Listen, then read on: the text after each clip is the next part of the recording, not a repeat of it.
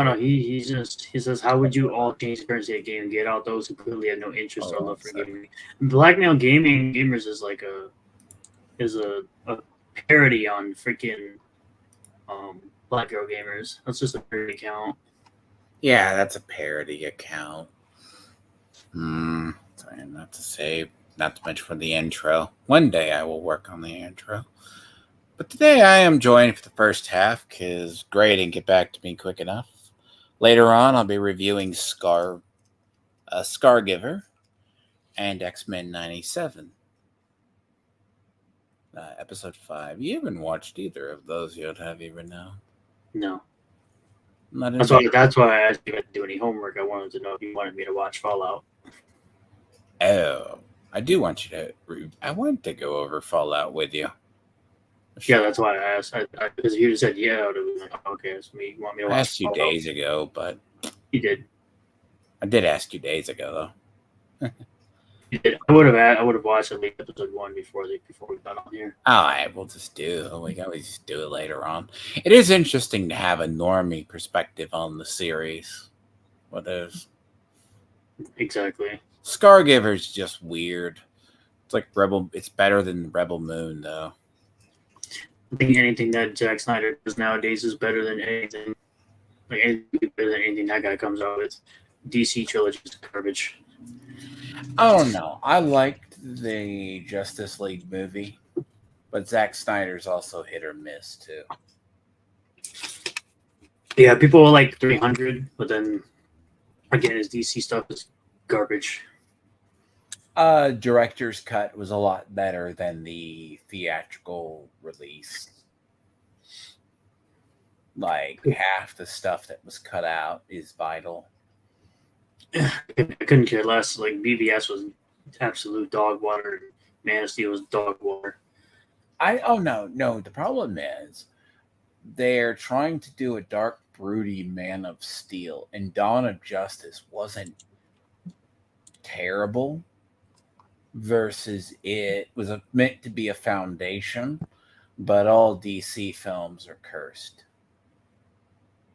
They can't keep an actor in more than like 3 films because they already tried to get Batfleck to come back and do a second film. Like he was going to fight Deathstroke kind of thing.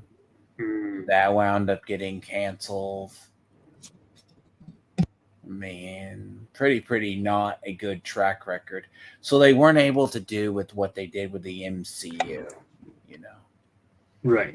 Also, it didn't help that the Flash movie got held up for like 2 years. It didn't help that Ezra Miller's shit too. Yeah, and that was meant to be a key launch for a lot of plots. Right, and they're going to end up doing the reboot with Superman Legacy. Yep. They don't have the luck with actors, though.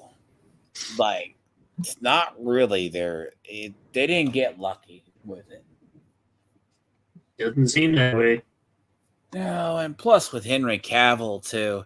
Henry Cavill likes to tie his horse to problematic things. Like, it looks like The Witcher is going to, like, especially with GW. He's supposed to be working with GW and Amazon. Mm-hmm. What's funny is he's a custody player. Oh, that's going to be interesting. Yeah, I think I heard something like that. He's a custody player. But then again, you got to bear in mind, Henry Cavill was also the guy on Batman Superman. He didn't think Batman could beat Superman ever. It's like, have you ever read comics before? It's happened. Mm-hmm. There's a reason Batman carries around a kryptonite ring. Yeah. Just saying. Oh, it looks like I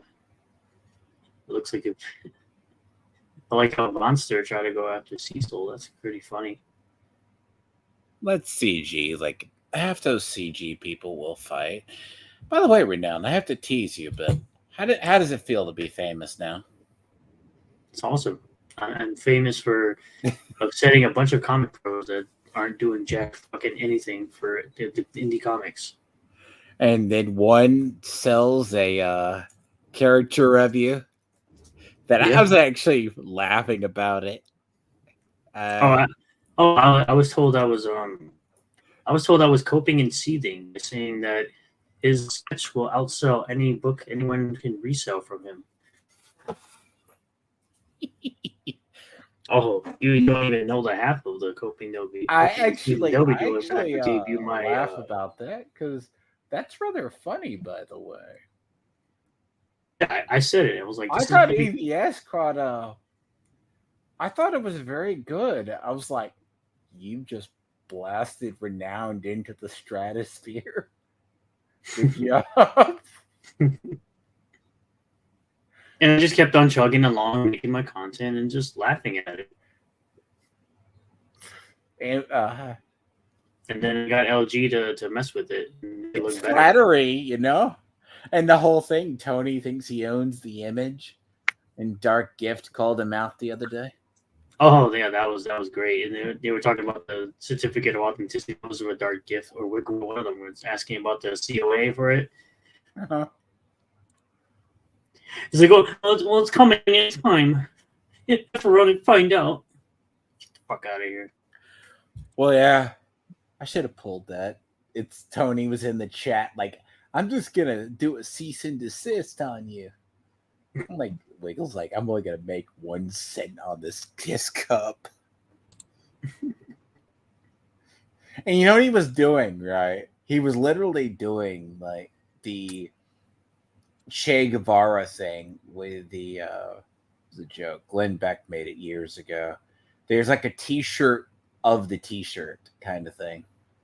Yeah, I Like a guess so. Che Guevara image. They he took the image of the mug and put it on a mug. Yeah. He can't do anything then. He can't do nothing. You can't do shit. And he's like, well, that's our use or whatever. You own the image. See, it's funny how EVS, though, it was interesting in that as well. How they had a discussion. They thought the whole trash cast thing was stupid. Because it is. It is. It's legitimately a spite cast. Yes, and I learned a little bit. It's kind of like when I was listening to it when you sent it to me. I was like, it turned out interesting. It's like Yellow Flash blocked a lot of people just out of sheer whatever, which is fine. Oh no, he responded by saying he blocked people that were just there for blood sports, not actual comics. Yes. And then, like, I think it was Dillard and others were like, that's the exact timeline. Then there was a bunch of people saying that Ethan started trash cast and sent his stuff spiraling down into wherever. I think I told you that too. I told you the trash cast things were retaliatory. I don't even think I think I remember that because it's how my opinions age like fine wine at this point. If you haven't noticed that, I'm like my observations have been very spot on. Like his trash cast, like 50% of them, they're just there for the blood sports. Right. They're not there. And it's funny how a lot of CG knows that. Mm-hmm. Yeah. But that was an interesting perspective because Tony tried to come on and say that wasn't fair use. And he also tried to get on people about pedo jokes and other things. Mm-hmm. Yeah. So you're talking Tony goes on other people's streams and makes himself look like an ass. Every time because he doesn't have control over the stream. If he's on someone else's stream, he can't because he can't control the environment. He gets dunked on so hard. Or he goes in stupidly on a bad argument. Yep, exactly. I mean, you're gonna go argue with dark gift. Even when I had talked to him, I gave him information on Tony. I'm like, it's like Tony, like, I'm not going to say something like what we have found out. You think him stealing an artwork from the Royal Flush Gang was a start? His comic ain't fucking, none of his shit's original. He just knows he can, unfortunately, I don't think half his base cares. He rebranded himself. I was actually shocked when Tony rebranded himself. Probably one of his dumbest moves yet. What do you mean? Maybe distancing? Distancing from what? I don't Like, know. Matt Barr pretty much destroys him every day. Well, that's on Twitter. Like, I would assume he just started to rebrand himself because I guess Ethan gave him his seal of approval. Yeah, to be yet another gay frog. It's like an infection.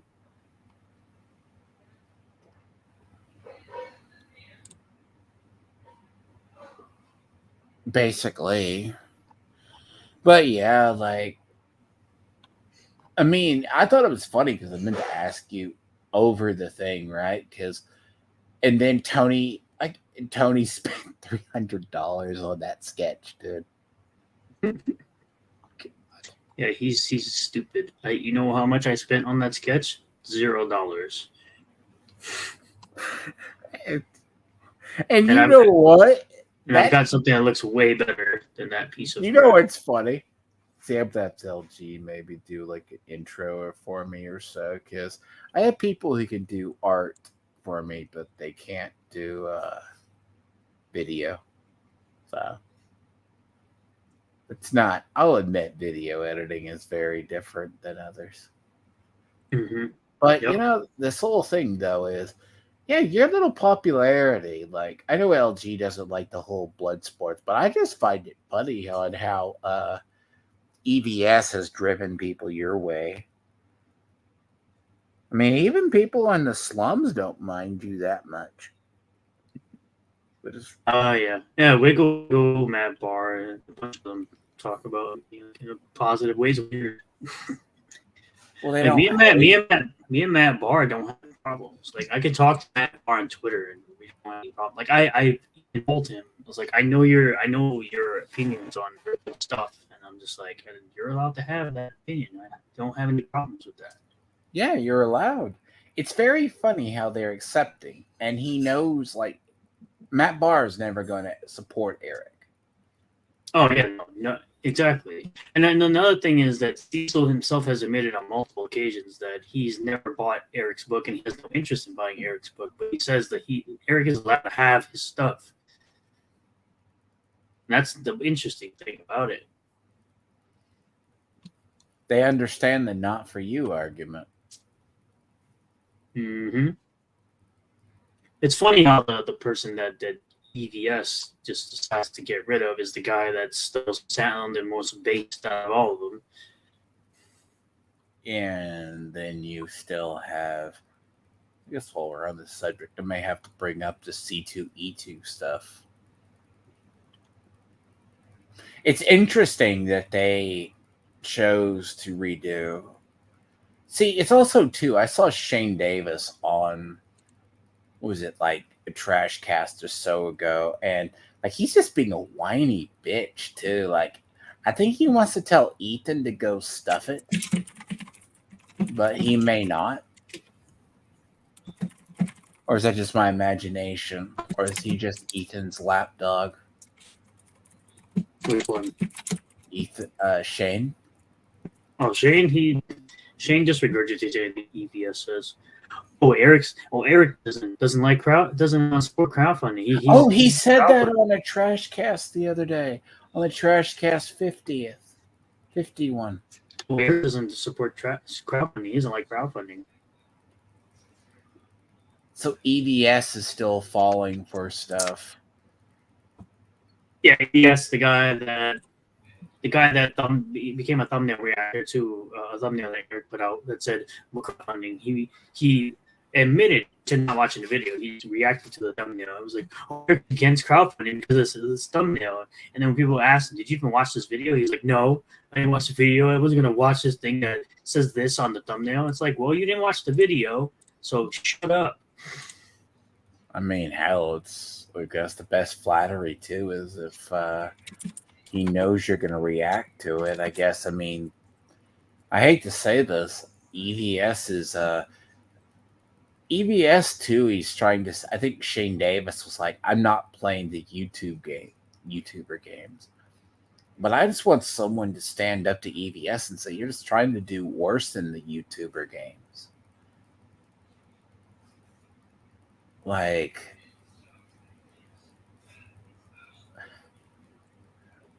I mean, sure, we could be in the same sphere, but I hate the YouTube. I know the egotistical part of YouTuber on YouTuber violence. It's kind of like, why did EVS pick a fight with FNT crowd for no reason? Because He's paid for that for a while. Yeah, that's very true. He didn't understand why he got flack for saying, "Oh, for calling people zeros." He doesn't understand why he got flack for that. He doesn't understand he got called zeros. But like when you go after, a lot of people don't watch FNT, but they like Nerderotic. And to be fair, I mean, the whole thing with Nerderotic recently and Mark Hamill, it's no secret famous people develop TDS. You know what I mean? Yeah. I don't even get. So what's this whole concept? He was going after his granddaughter, or wasn't talking to his granddaughter. So the story was that they put it was I think it was the mom or the grandmother or something that they put a story out to the New York Times or the New York Post I think it was, and they were saying that Mark Hamill's son got hooked up with some spicy worker, we'll say, and got her knocked up, and he wanted to wanted her to just delete the baby for YouTube speak, and and ever since then, Gary was basically makes this kind of joke or jab at Mark Hamill whenever he asks certain questions, and he kept saying, "Are you going to go see your granddaughter? You think your granddaughter's fine?" It's because of that, and they find that 22 tweets over 3 year period is somehow an obsession, or harassment but it's apparently normal for you as a grown man to be complaining about Trump every fucking day. I mean, Stephen King did the same thing too. To be fair, Stephen King's broken. That's what I said. TDS is a thing. Mm-hmm. Exactly. Right. It's the weirdest thing. And then I guess, Gary did respect and stop bringing it up when the mother of the child asked it to stop being weaponized. I quote tweeted that chick and I was like, where did this person come from? Do we even know if this is actually that person? This came out of nowhere. Could be her. Apparently it was her. Yeah. Mm-hmm. But yeah, that's the whole thing. Like EVS, and it's interesting on the slums part, right? Because it's like Tony's gonna try to do stuff with your stuff, like, oh, he sold 11 mugs, whatever. Cool. Those mother worth jack crap. You don't get nothing from Teespring, by the way. I'm sorry, I'm not. You know what? I might spend $15 or so on a Starbucks mug, like a really good one. But I am not spending that on a mug. I'm sorry. You know what I mean? Mm-hmm. Yeah, he's not making much.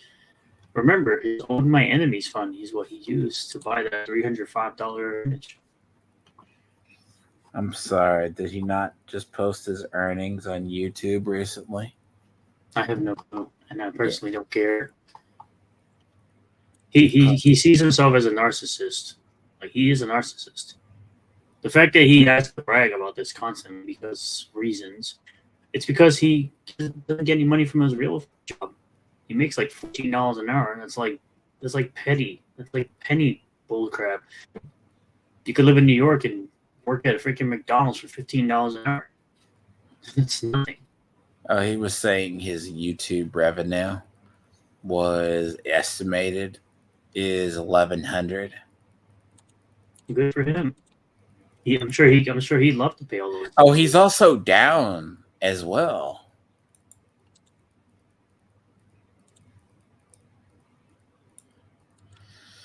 If you really want to dig into it,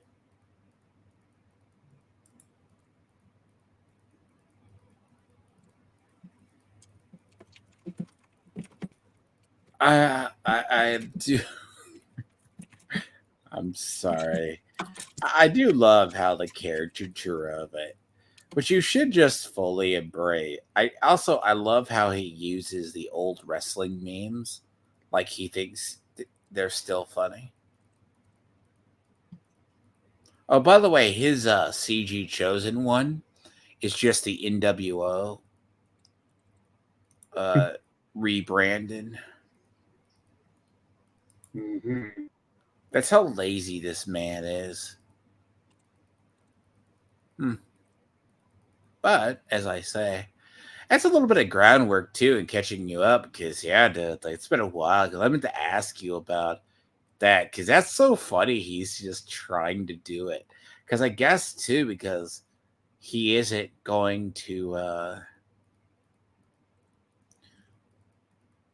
I mean, to be fair, right? He's going to make money off your characters. I didn't know those people made money.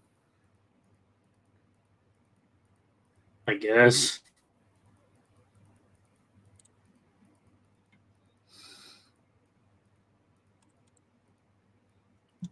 Wow. He can make money whatever he wants. He also said that I love how they were mocking him about trying to sue, and there was actually something funny before we move along from that. The whole thing about what was it? Did you hear the part about they brought up why young Clippa O'Reilly was basically struck? Because they were all sharing the comic. Not surprised at all. Even Wiggle defended that. Wiggles basically said he was right to DMCA that. Yeah. And then Tony said he didn't do anything wrong. Of course he's going to say that he's a dummy. He's like EVS incarnate.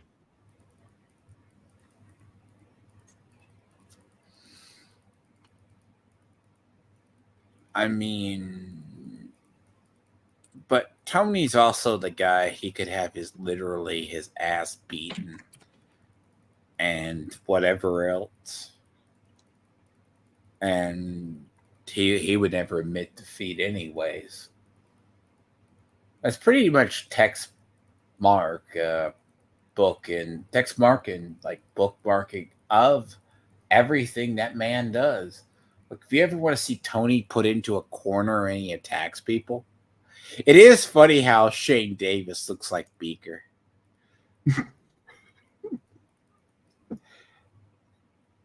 He does. But yeah, no, that's going to be funny, by the way. Apparently, Mincel celebrating getting 10,000 subs, but literally her views are only 121 views in the last 28 days. And only the total watch time in all her videos is 3,200?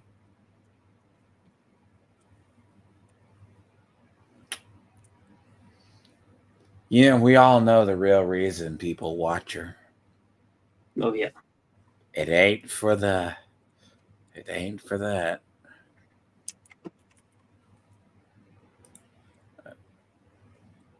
But yeah, no. A little bit of primer, right? But yeah, no. My prediction is that caricature is going to bring forth a lot of direction your way. It's actually going to broadcast you to the moon. That would be hilarious. It's not even an own. That's what I told them. I was like that was like when there was a guy who tried I was like when I was showing off the most expensive things you could resell for ISOM versus Cyberfrog. Someone was like, "Oh, he must have forgot this item 2 that the EVS doodled on. That's self owned. That's literally a self owned. That that selling for $900+ that Eveton scribbled on just tells you that people would rather buy stuff out of spite than actually buy anything he I actually mean, they sells out bought. of interest." What was he like saying? What was it? The Alpha Core thing that he scribbled on and edited or whatever sold for a lot, right? Oops, I don't remember. Like he's like, but I sold my copy of Alpha Core. I've sold that, and that's the highest selling comics he had for a while. Exactly. Isn't that scary? It doesn't make yeah, because like I said, people seem to be more interested in buying his stuff that he wants to sell to people out of spite than the stuff that they probably would be interested as his. Yep. And it is going to be interesting on how. Maybe one day I'll just look and keep track of. I will say this: his Detractor Cast has less views than they'd have before. He's only getting 1,600 reviews, 1,600 views for like the last month, Mm-hmm. and all his other stuff is just decaying. Like I think he's trying to rebrand himself as a video game channel, but it's not going to work.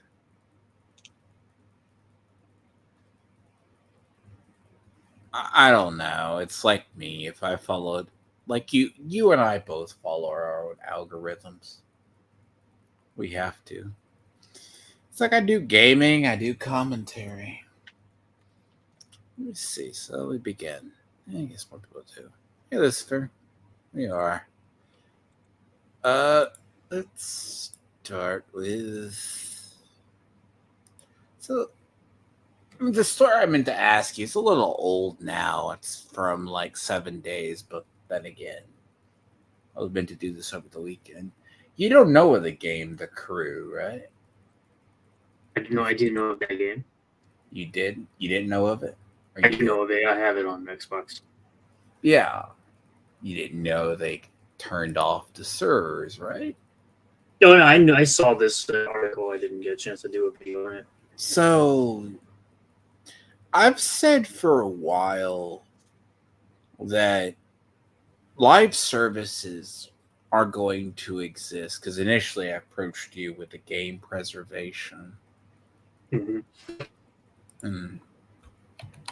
And the like, so this is the sign, right? Because like Bungie has kept Destiny 1 up and running for years. Like they keep the servers up for it. Yeah. Ubisoft does it for Division 1 as well. But like them canceling The Crew, that doesn't surprise me with Ubisoft. But it's also the predictable path of the live service game. It's also weird. That's one of the first major games to bite it. Like it's more of the symptom of a problem. You know what I mean? Than an actual thing. Because there's not like there's other crew servers, if that makes sense. Other crew games. I mean, maybe there wasn't enough active, so they get rid of the one. But it also brings in the question of what is the life of a live service game? And that's been a model for like going on 5-6 years. I mean, they gave the people the notice. And it's going to. But this is weird. But Ubisoft has also been at the core of you don't own anything. Yeah, they did say that. They did say that the gamer should be prepared to not to learn that they don't own anything. And that started the simple statement of, well, when I buy a game, I don't own it. Then sailing the high seas for a game is not stealing it. Yes. And Ubisoft was also in the forefront of, they tried to double down on NFT gaming with Quartz, and that wound up boning them in the entire ass. Damn. That actually was a blessing in a disguise, because it actually forced them to go back and give Division 2 its proper service that it's needed to get a little subtle revamp over the last year, the couple of years, that fix bugs and everything that they could have done prior. That and a whole bunch of other games failing, right? Because it's not like you go off the back of what. I mean, actually, I'm not gonna lie, the gaming's been pretty quiet so far this year. We've only had like what, 2 major releases this year? 2 major releases? No, we've had more than that. Well, I forget. No, for PC. But for PC, You got Dragon's Dogma. you have Yakuza, you have Tekken. Yeah, Yakuza though is more niche though. Tekken 8. Tekken 8, yes. Tekken was the big one. Yakuza is going to be more niche. You have Stellar Blade, but that's mainly console. Princess Peach is mainly console. But it is console, but there are other ways you can play it on PC. Emulator, yeah. Yeah. But I would ask, but yeah, but we also had Helldivers 2, which was a AA game. That was a PS5 PC. Like that was a PlayStation. I forgot that was released. That's a weird success game, though. That is a Helldivers is a weird thing this year. That's live service. See, Ubisoft's been, yeah. Like, the thing is, it's a lot of people are. By the way, first forget to say this. Young, and them are pretty much saying Ubisoft's evil for stealing stuff. They're trying to make it. I'm like, The Crew 1 has been a dying game for multiple years. You can't expect online services to be on forever. You know? Mm-hmm. It's like if you go back and play certain games, they're not going to be connected anymore. Killing games, right? That is a big thing. But when a game, though, I will say, is when it is purely tied to it, it's not like Steam. Certain games on Steam that you can own, people are able to make servers for it.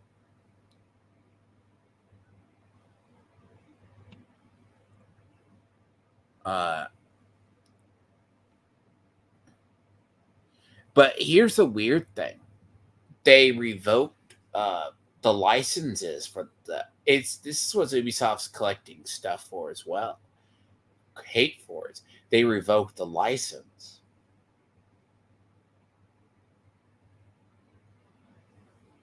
That's weird. So when when it says you don't own, that's why also too. I was going to bring up the topic with game preservation. It's like I think you and I both know game preservation. You know, it is very scaring. It's like, what would I do if Steam stopped doing what it does? Because most of all my games are all on Steam, Mm-hmm. but Steam will still allow you to download games. Right. You can use things like GOG to get games that are DRM free. I mean, GOG is its own problems. Like Helldivers, though, by the way, apparently it comes with a built-in rootkit. Sure. Have fun with that. I have no idea. No, you haven't played it.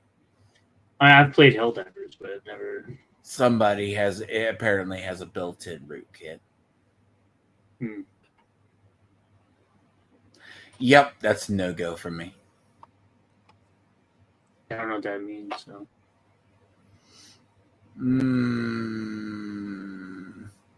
It's a very aggressive form of DRM that that functions near as a rootkit in your Windows. It data mines you. You can't do anything about it. Hmm. It's literally worse. It's like having a built-in Trojan in your system that you can't get rid of. That operates on a very, very small level. And apparently it has a built-in rootkit. Yeah, so that's a no-go for me.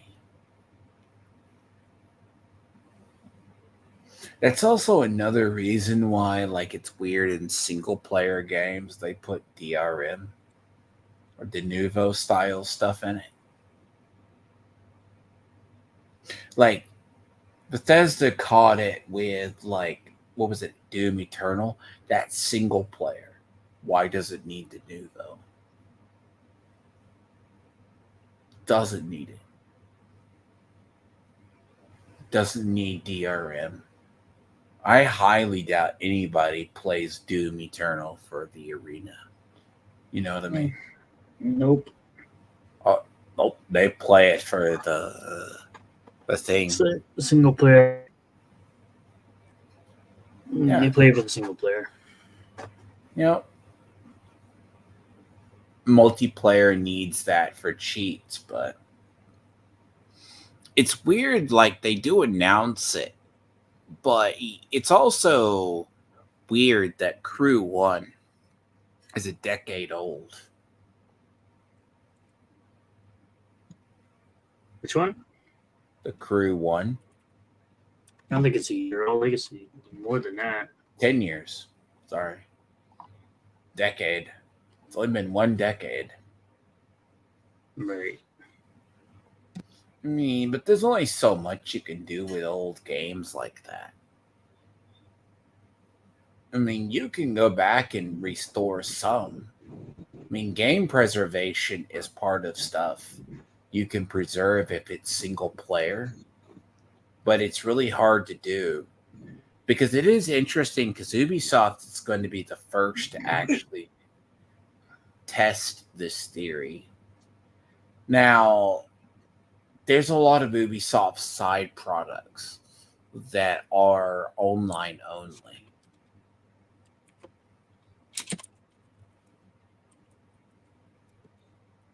But I don't know, Renown. You're not familiar with like Star Wars Galaxies, right?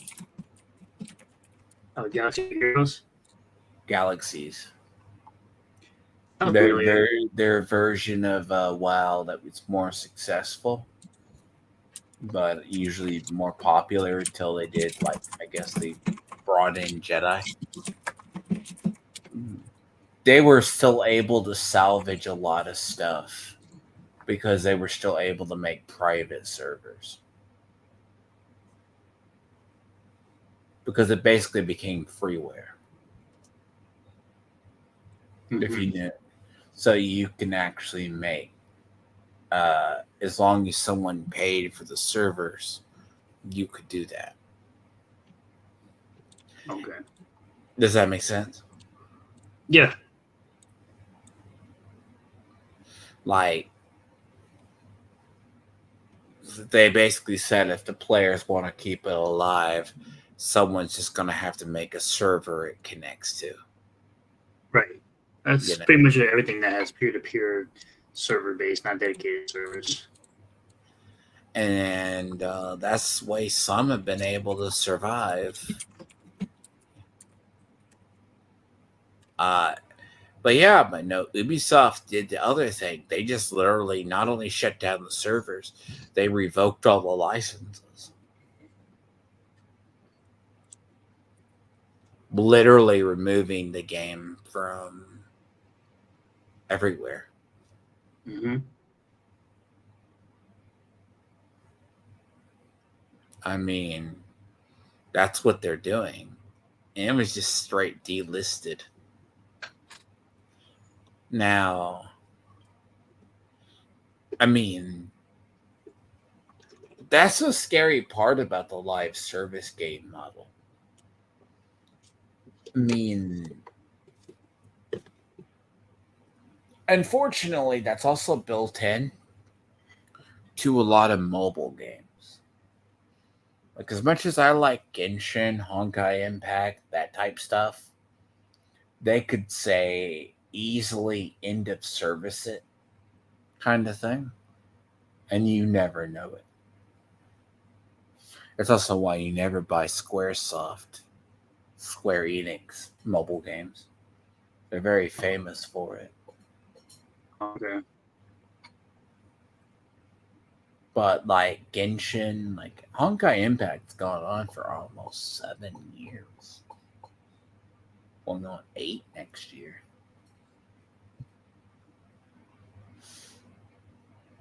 Been playing that a while. Genshin's been going on a while as well. Like, but that type of stuff is really easy. Like, but there's a market for that till the engine. They were able to like actually revamp Honkai Impact too. I mean, to be fair, they also know you can have multiple different games. I mean, in reality, as long as you're making enough money, you can keep a server up for it. Like, for God's sakes, Bungie still keeps Destiny 1 up and running. Mm-hmm. And that game will never change. People go back to it just for whatever they need to. Meaning that game's a time capsule. You know? Which game? Destiny 1. Oh, okay. Yeah. I haven't played Destiny since Taken King came out, because I realized how repetitive and stupid and greedy that Bungie was. When you pay for essentially an unlock on the game, because I started realizing it when the DLCs were like 10 megabytes, and I'm like, how does a DLC that has all this content 10 megabytes? Then came to find out that all the content that they were charging you were just locked on the disc, and they made you pay for an unlock. Yeah, and I'm not gonna lie, I got out of Destiny as soon as a different game came out. Yeah, then Destiny 2 came out. I played that, completed the first raid, and I was like, I'm out. Never went back. You forget they keep their players on a repetitive streak, but then again, they have their own issues at this point. I mean, I'm very curious about Final Shape. I'm thinking about just buying the basic bitch version of Final Shape and play it with my character. Free. Not the expansion. It is. Oh, of course not. No, I just want to play the last expansion story to see how it ends. Hey, just go to YouTube. You can do that for free. Never know. I mean, they're going to go episodic after that. But bear in mind, they've been having a lot of issues for years. Like, you've been covering the Sweet Baby Inc. stuff. Like, I've been in playing Ubisoft games for a while. Like these type of companies, Ubisoft was working with a lot of sensitivity readers. I've literally shown in Division stream one of the like all the women in like one of the settlements are literally diverse, and they literally made one of the head of the settlements is a fat black lesbian. Jesus Christ. Gee, yeah. Yeah, Ubisoft, the guys. Hey, literally, that is in Division 2. It's an NPC we occasionally talk to. And I'm just like, okay. And you go to another part of the settlement, you'll find your girlfriend who literally looks like a unisex, non-binary person with a side head shave. And you're like, oh. You're just like, I'm out. No, that doesn't bother me in Division. I just don't talk to them. I'll be right back. Yes, you take care right now. But yeah, a lot of stuff with Ubisoft is they will either basically overstep, or they've been trying to test the waters with you don't own anything. And they were the ones pushing the live service model. The thing about the live service industry model is, at least in the modern era, is you own the game to a point. But you own it until you cannot access the server. Because they could legally end of service the game. And that's what they did with the Crew 1. It's been around for a decade plus. I remember when they first introduced it. But they've been releasing like expansions to the Crew. They've been trying to get one where you can just... They want a game that is the Crew that... See, like Assassin's Creeds are like they're single players, like the Assassin's Creeds are good. Now, ultimately, they want to settle on games like Division 2, you can just add on to it for probably years. Same with Siege. Siege functions on this model as well. Maybe update the engine, maybe change out. But the Crew, like, it's weird that they don't even leave the back access. But I will suspect somebody will find a way. Because I was going to actually ask for now about it's a game's preservation is interesting. Welcome back right now. It's to the point where they just remove the game off your library. Yes. It's different than when you go back and play like Dawn of War 2, and that connected with Windows Live. Mm-hmm. Do you remember Windows Live? I do. Definitely do. Windows Live back in like Halo 2 days. Yep. Mm-hmm. Yep. I think it's like Arkham City still has like the old WB account. Mm-hmm. Good God. But that just doesn't connect to online anymore. Nope. But you're still able to get it. But yeah, like Ubisoft's been trying to get games that the live service model they've been trying to go with is the ones like Siege, Division 2, you can basically do seasonal content. But ultimately, what's going to happen, I've had this prediction about live service games. You get invested in it till they pull the servers. It's just Ubisoft's the first to do it. Yeah, they're doing it at a time where they're not making no money. They're not making any money on it. They're not making anything because what was it? Their latest game, Prince of Persia: The Lost Crown, already on sale like 2 weeks after it came out. Well, to be fair, that's not a bad game. But that's the problem. You put out a bunch of different titles that aren't great. Then you finally put out that one title that's good, and no one cares. Well, no. I mean, Skull and Bones was going to be potentially awful anyways. Skull and Bones had a cursed development. Yeah, 8 years. I heard 8 years. More than that.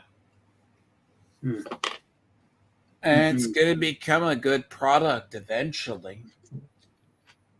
As soon as they let you leave your ship. They got too ambitious with it. First off.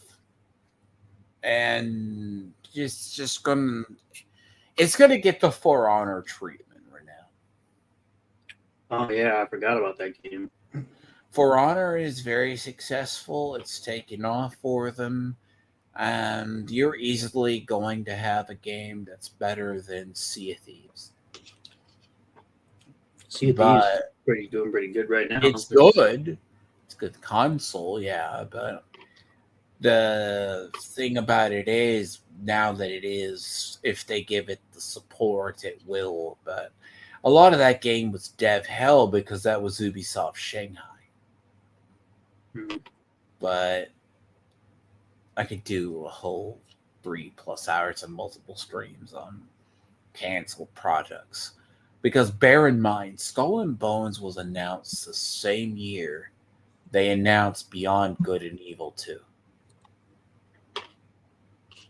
And no one has heard a lick of shit from Beyond Good and Evil 2. Oh, yeah. That's another thing I forgot existed. It was announced, and then that's done by Ubisoft Shanghai. Because they kept removing people from that studio.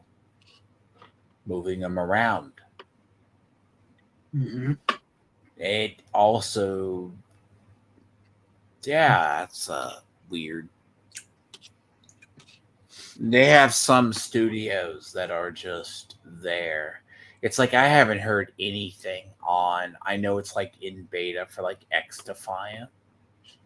Right. Which is just a team-based shooter that is using Division assets, Division 2 assets. Because they are going to throw Division 2 by the wayside. But then I guess Ubisoft and board people forced them to go back in and work on Division 2 and prep for Division 3. Which is something we've been saying they should have did for years. I'm too busy adding content to Rainbow Six Siege. Siege is a moneymaker for them now. Yep. No, the funny part about it is, right, Division franchise, when you think Ubisoft, they only have like Siege is their esport. Right. So you're always going to have a season for that. Division was a very key franchise for them. It's mostly played by 25 and up men or gaming dads, basically. If you can believe that right now. I can't believe it. But That's literally because the tactical, like, it literally invented the looter shooter genre. Division did. well, it was Borderlands, but Like, you are talking Division 1 is like akin to a lot of modes like PvP extraction. They had that first. They had the open world looter shooter genre.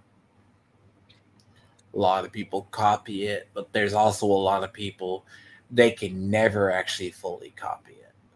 And it has like this weird cult classic thing. Like, they basically uh we didn't think they were going to end a service it. We just thought they were going to do because like a period because there was that lull. But that's what Ubisoft is weird. Now they're just like, we need to either refocus. Like the Prince of Persia game, I didn't hear anything bad about. A lot of people I know on my friends list, they are playing they are playing Skull and Bones. But most of them are still either playing the games they've always played. right. But Siege, as I said, is a live service for them. But that's also their esport outlet. That's also the place where Sam Fisher's actually alive because he's a fucking dead character at this point. Uh, what? No. That game is still in the works. It's gonna be garbage. Hmm?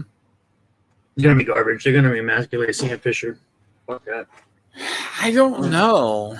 I mean, they're going to go back to single players. That's another game that's basically dormant, as well as the other remake, Prince of Persia remake, that you haven't heard nothing about either. The Prince of Persia, like the one they just did,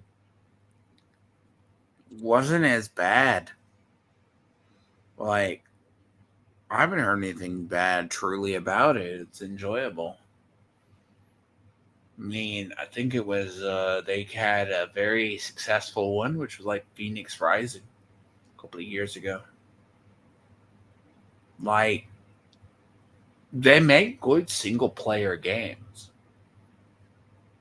But do I think that Outlaws is going to be one of them? I highly doubt it. That's probably going to be mid. The Avatar game is borderline mid as well. We thought that was a joke. You're basically playing as a blue person who goes after the Marines. And it's crafting survival. It's a very beautiful game, but it's like 10 years too late. And they sunk a lot of money into that game. A ton. But yeah, no, that's interesting on studios, right? Because, see, if it comes down to it, if you can keep the server space, you can keep a game up and running. You know? Unless you force the like a Star Wars Galaxies situation. So Renown didn't know what Star Wars Galaxies was. Star Wars Galaxies was the MMO. People were able to keep that alive because you could still get access and create a server because it was basically freeware type of thing. So it is going to be interesting in game preservation where we go, because how much of the online games are going to be able to still remain to keep access? Because there was games, really good ones, with even early 2000s we didn't have access to. Like, you pulled the servers, you could have memories of it, but you couldn't have access to them. Like, that's why a lot of games should be designed with both a single player and a multiplayer facet. But they aren't. It's like, it's also one of those things of, I also feel that you shouldn't always have to have an online component to play something. But yeah, but game preservation's a weird one as well. Because when they remake games, they're not the same game.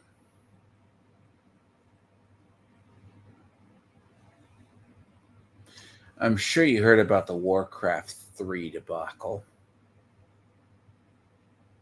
Or the, what was it, the Battlefront 2 remaster that, how do you fuck up Battlefront 2? Yeah, they screwed it up for a while. How do you screw that up? It's because EA sucks. Was it because EA was stupid with it? Yes, they put loot boxes.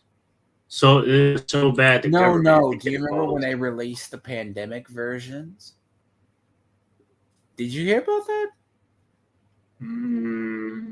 No. They did the remaster of Star Wars Battlefront 1 and 2. Oh, those remasters. Yeah, And they literally are downgrades. Yeah, I heard about that. From the original. Yeah.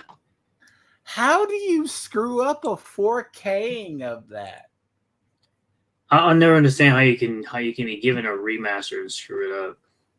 It's the weirdest thing. And it's not like that engine is hard to do anything in. You know? And to be fair, that's like the classic Battlefield engine.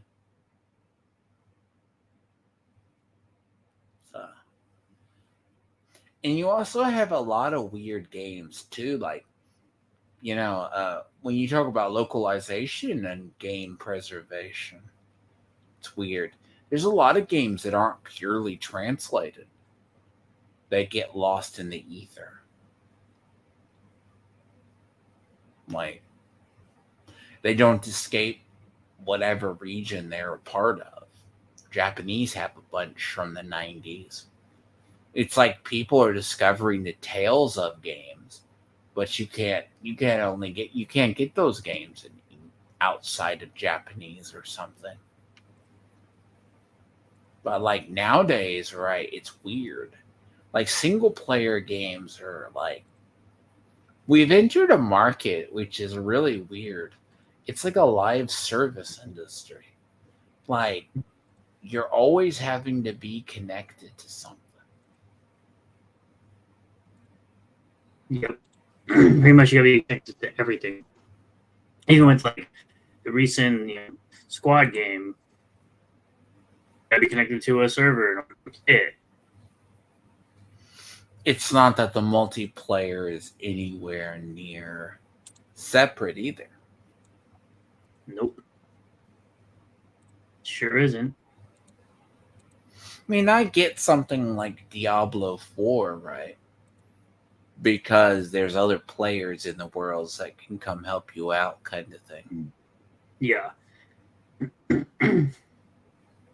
Because there's like maybe 25, 30 people on that whole server at once. You may not run into them, but they're there. You know? It's very true. But that's the purpose of that game. You're not just a lone hero out there. For your story, you are.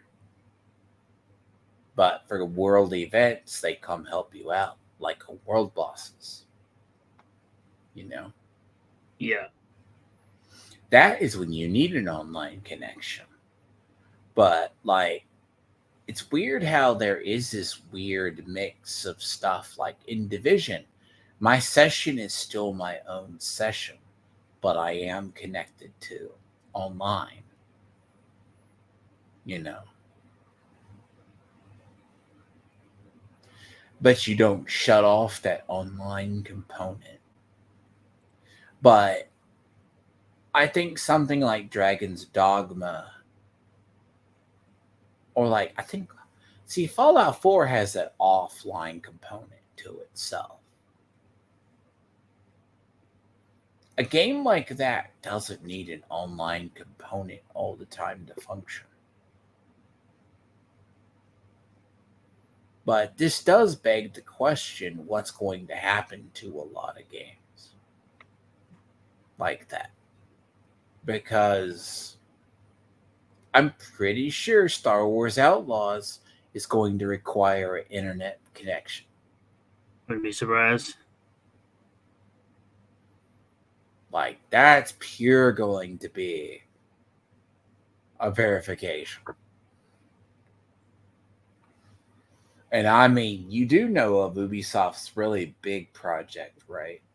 What they have planned? What, Star Wars Outlaws? Besides that one. What's your other project? Assassin's Creed Red. Oh, Assassin's Creed. Yeah. Assassin's Creed Red, where they have a black. They want to assassin create in Japan. Their ultimate goal is to have an animus. Yeah. That's what they want. But they don't know how to do it. They want a multiplayer Assassin's Creed that you can play over different periods, like a pure animus experience. Like, the actual Division world makes sense as far as an MMO. They want to be able, like, but they can't get the technology right. They want to be able to have, like, New York and DC and other cities. But then again, they'll always dream big. But it's also no secret either. Ubisoft is a weird thing. Because many people, if you do not know a lot of titles they work on, you can still play them, most of them, offline. Like, it's the same company that does Rabbids. If you know what that is. Rabbids. They have Rabbit. all they have that. They have all that.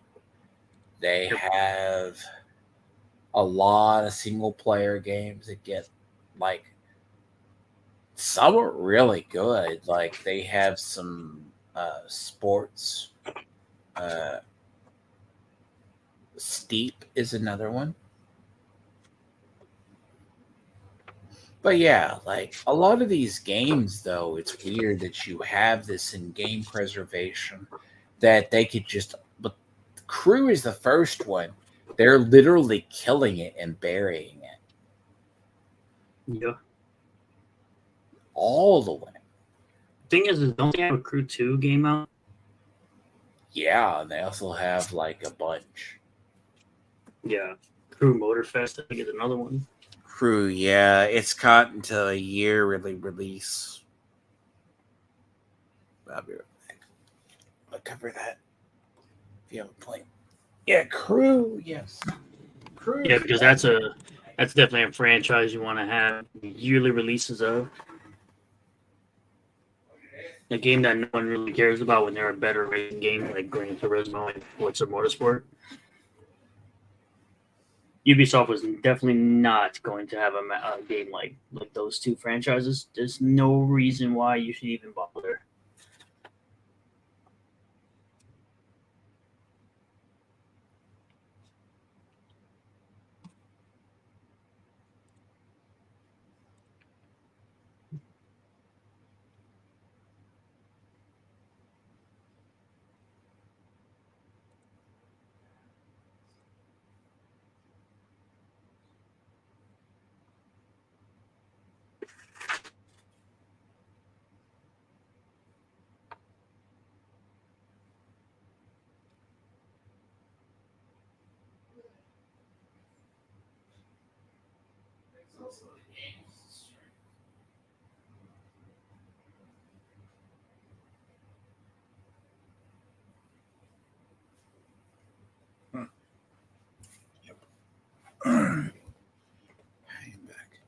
But there's also the whole thing of the games as a service model as well.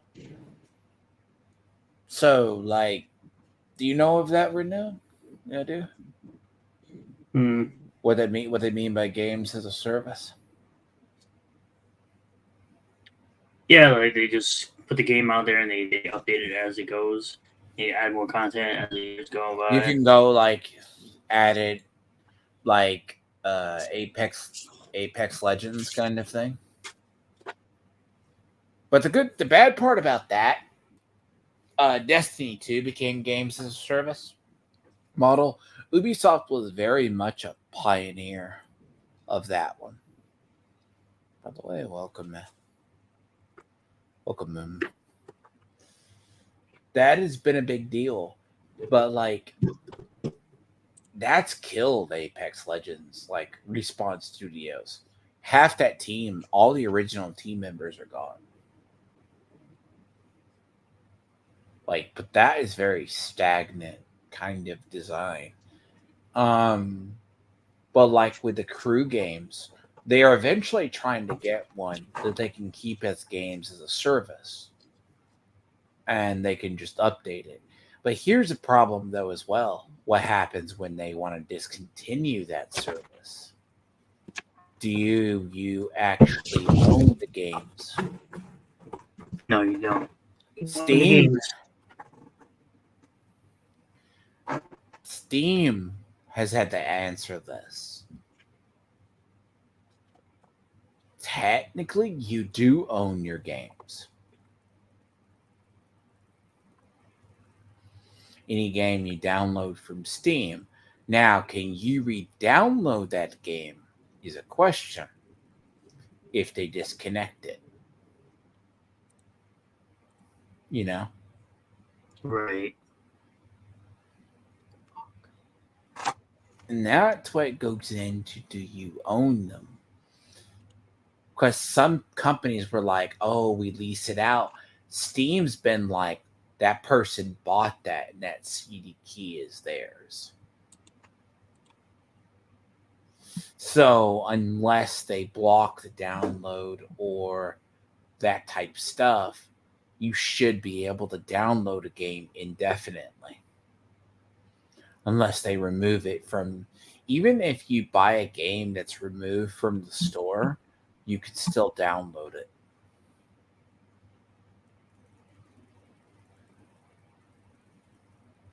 Which it means you still own all your games in your Steam library. But other people, that's not a common model, though. Like, you got GOG, you got, I mean, I know Luna gives stuff away for free. But I won't install Epic Games. I don't care how much they give away. Yeah, they give away a lot of games, like a lot of like AAA games too. A lot of good games. Yeah. I just want to install Epic. Hmm. Some I already have, though. Like, right now, Fallout, they're giving out Fallout 76, Fallout New Vegas.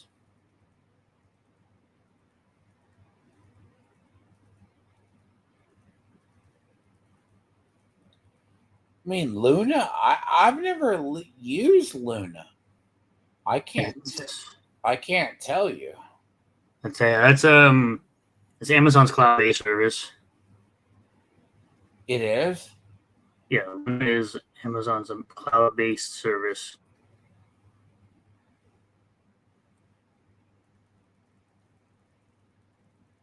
So it's part of Prime Gaming? You could say that.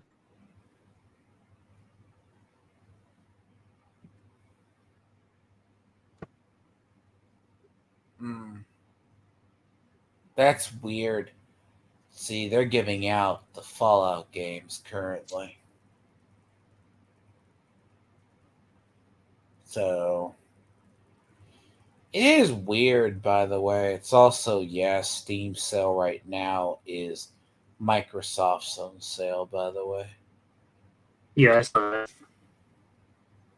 I mean, Wastelanders is Wasteland 3 is like $8 right now. I thought about getting that. I mean, it's on Game Pass. It's terrible. Why pay for Game Pass? I don't know. You know what's funny about Wasteland? Wasteland's done by the same people who worked on Interplay. And They're like, Pillars of Eternity. hmm, And Pillars of Eternity. yup. And everyone, this is the whole thing. It's funny about the Fallout debate. There's people who literally believe Fallout New Vegas, they can do no wrong. I'm like, do you not know that game was shit? What game? Fallout New Vegas. Oh, I have no idea if that game was crap. Okay, in the first, so to sum it up, it was a leftover project from Interplay Mm-hmm. going into. That's why actually, if you ever when you occasionally get free time to do, just talk about the Fallout series. They're getting a lot of shit like, oh, you can't touch New Vegas. It's like the only things New Vegas has going for it is the story and the setting. That's it. Everything else, partly to a point, is a buggy mess unless it's modded. Before someone says that's every that game was so bug ridden in the first however long, they used a portion of the Fallout 3 engine that allows it to be stable, but it also has save corruption. If you know what that means, Renaud. No. It literally just either will just crash. It was not the best. People, that game comes up a lot on sales. Everyone's like, this is such a good game. It's like, I played through it.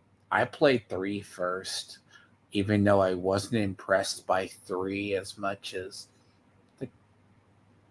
in the Fallouts.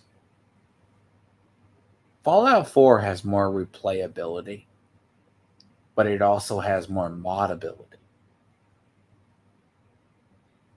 To be fair, there's not much difference between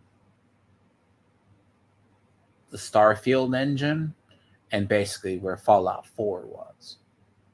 I mean, Fallout 76 was designed between the two systems. But yeah, it comes down to people think like New Vegas. That's given away all the time. You ever want to see what Interplay would have done to Fallout? They would have done worse than Fallout 3. That's why I actually love to see your take on the Fallout TV show. Okay. That's interesting because some people go, that would have been in Van Buren.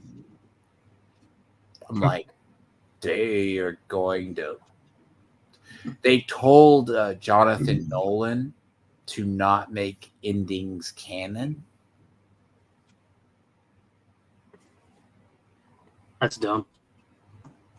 There's no point in the game then. There's no point in playing the game. No, he told for the show, don't make any endings canon. Well, they made it New Vegas is destroyed. It's not destroyed, though they have hinted at what the canon ending is supposed to be. Oh, really? Mm-hmm. people were upset that New Vegas got destroyed. There's a lot of bad coverage on the Fallout series. It's not destroyed; it just wasn't lit up. Mm. Bear in mind, New Vegas wasn't around when Van Buren was around. Okay. They used a lot of Van Buren for the Fallout TV show. Okay, yeah. Van Buren was a canceled project that was literally going to have less NCR, and the show has less NCR. The whole concept, the Easter egg at the end, he walks up on New Vegas, it's not lit up. They're trying to say that Yes Man is the canon, and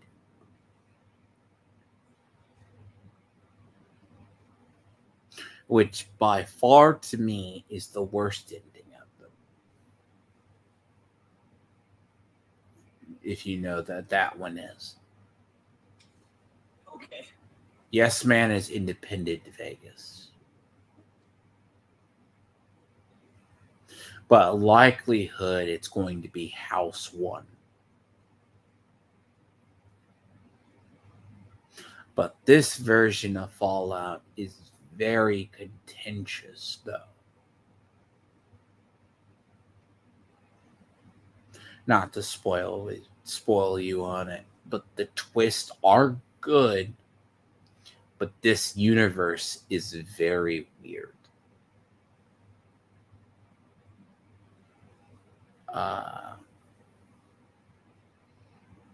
It's interesting. I mean, New Vegas is a definite territory. Same with Colorado, same with Cascadia. See, you have a lot of Puritists and Puritans in that lore. Mm. Very diehard fan bases. There's people who swear by the Bible of Fallout 1 and Fallout 2. But I challenge you to go back and play those. Turn-based, whatever. Right? That's interplay. That's why I'm saying, like, if you ever see Wasteland 3 isn't that bad. But that's an updated version of that system. But, like, it's also the whole problem of you could always have the discussion, how do you treat canon from game to game? But also, if you say an ending is canon,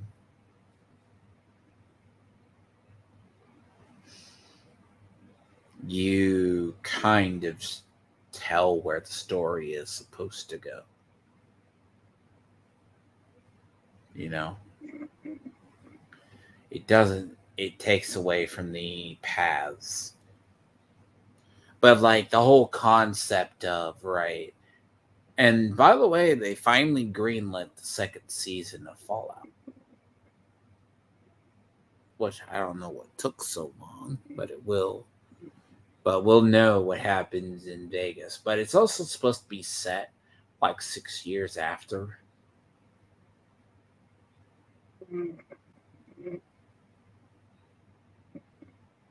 If it's going to be the same time range.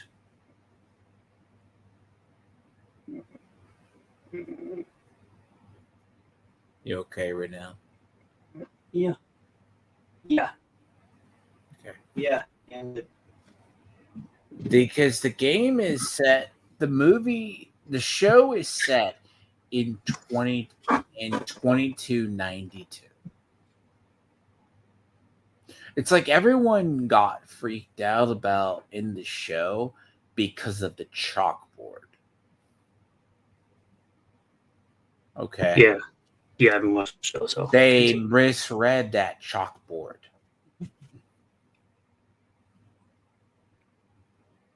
It shows the downfall of Shady Sands leading to a nuclear explosion. Okay. With an arrow. The game New Vegas takes place in 2282, where it says Shady Sands is having issues. Right. So everyone is basically saying between now, then, and 2292, somehow there's a nuke that goes off.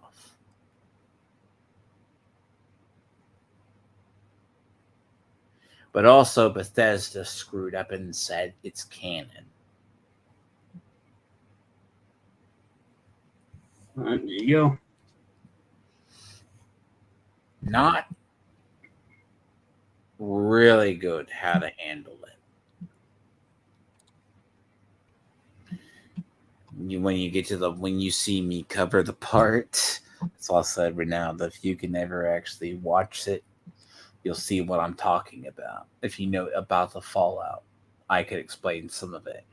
Because them saying the twist that they're going with is a very interesting twist.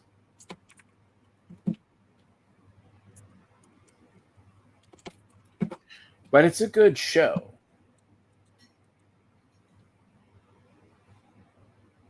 But yeah, like I think what's the other. But yeah, but the whole game preservation thing is it's going to be interesting to see how games as a service winds up going. Because the crew is the first one to be taken down. And it has a single player component to it. But I suspect, though, games that have a multiplayer facet aren't going to have that same luxury.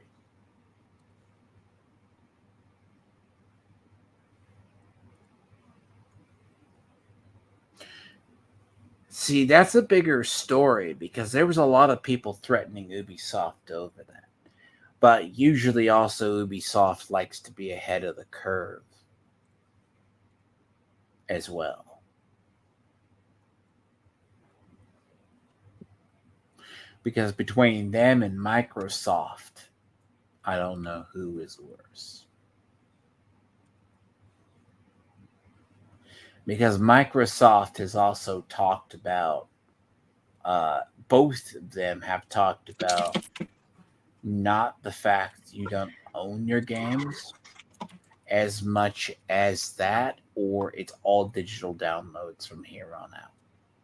There is no more physical media. I mean, you can practically get a bunch of physical games from like Walmart and stuff. Like Walmart really recently they've been like dropping the prices of the games to like $5-10 for like newer games too. But yeah, no, physical media is a weird one as well. Like, that's a big thing. Like, Best Buy got rid of their physical media section. Some of them did.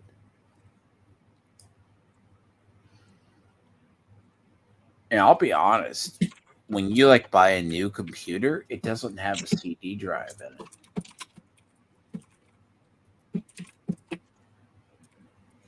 There's a reason, unless you get one. That's why I say games preservation, yeah. Like, but we're also going to go into an era of digital ownership too. So stuff outside your Steam library, that type stuff. That's why I may back up games if I ever give away free that go to GOG.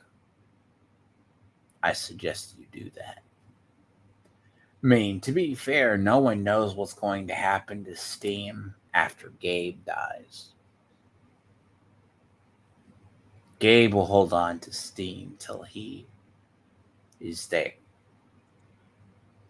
Like a lot of that stuff, Steam, we have access to those games forever. And you can play a lot of those in perpetuity.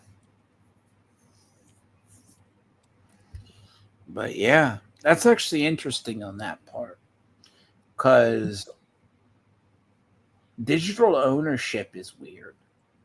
But Ubisoft's made it clear we don't own our games. We just rent it or we bought access to it.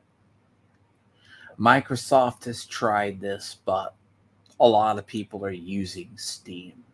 So you still have access to it.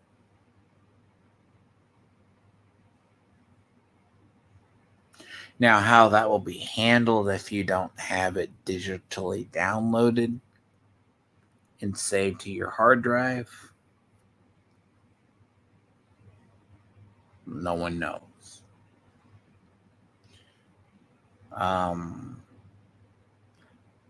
That's the whole thing with game preservation. We just don't know where it's going to go in the next probably 5-6 years.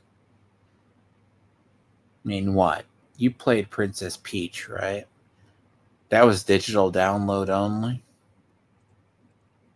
Yeah, you got games that don't even have a physical release at all. Like, you had what was it, not the last Yakuza game, but the Yakuza game before that, they didn't even have a physical release outside of Japan. Yeah. It's just digital download, right? Yeah, it was like $50.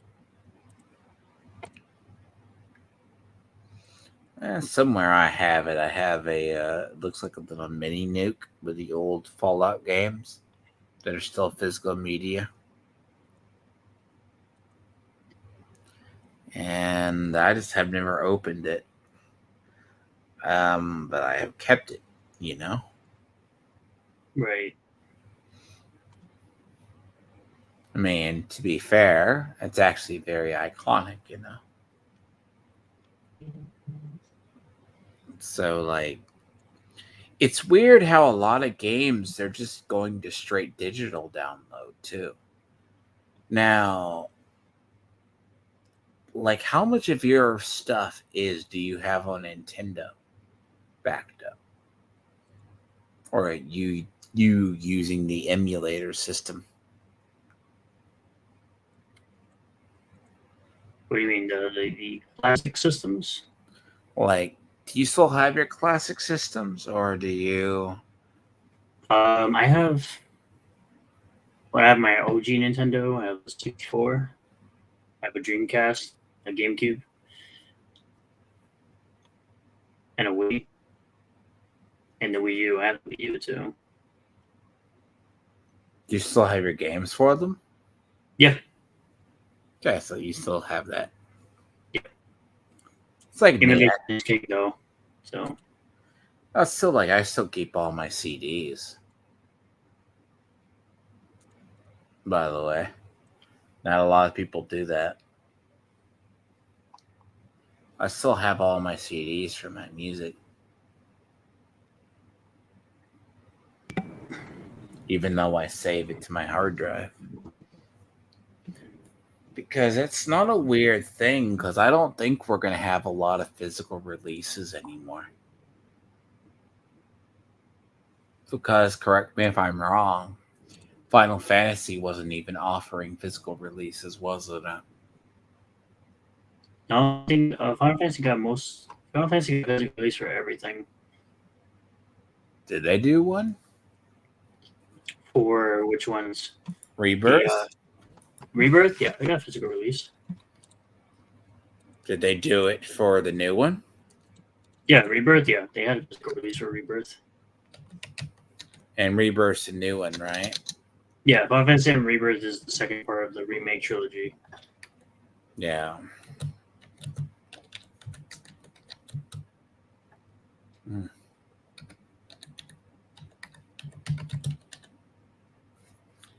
Because, yeah, and it's not like it's a pure digital download, you know?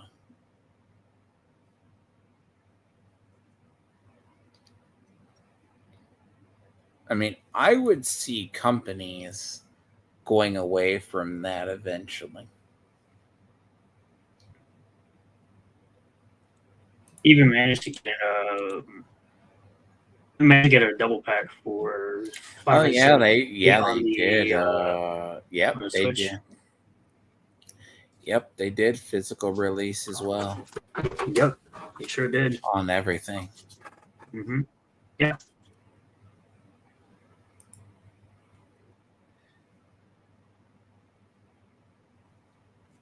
But that's kind of like now that's a rarity though. Every Final Fantasy's had a physical release. So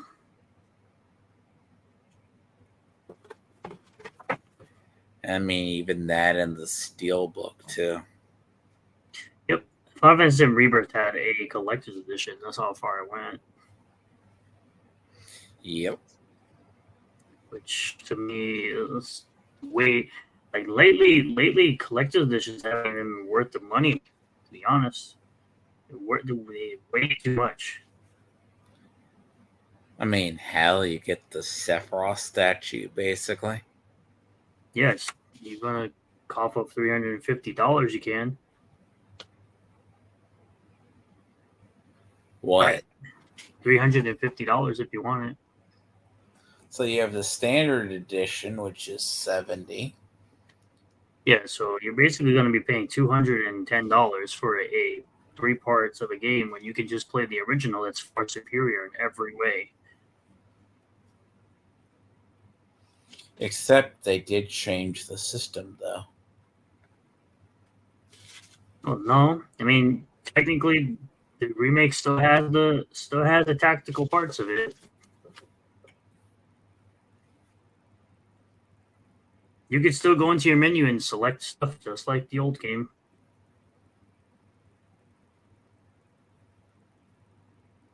They have the classic setup. You can go into a drop down menu and select living breaks, spells, attacks, similar to the old school Final Fantasy VII. So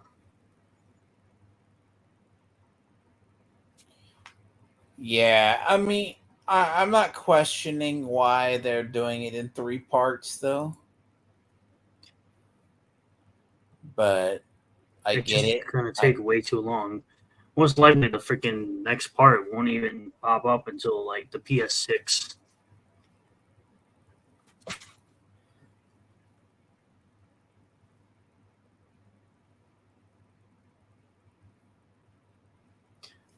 Honestly, I don't. I never really cared about the remake. I mean, I have the remake on PC, but I waited what 3 years since the remake came out on PS4.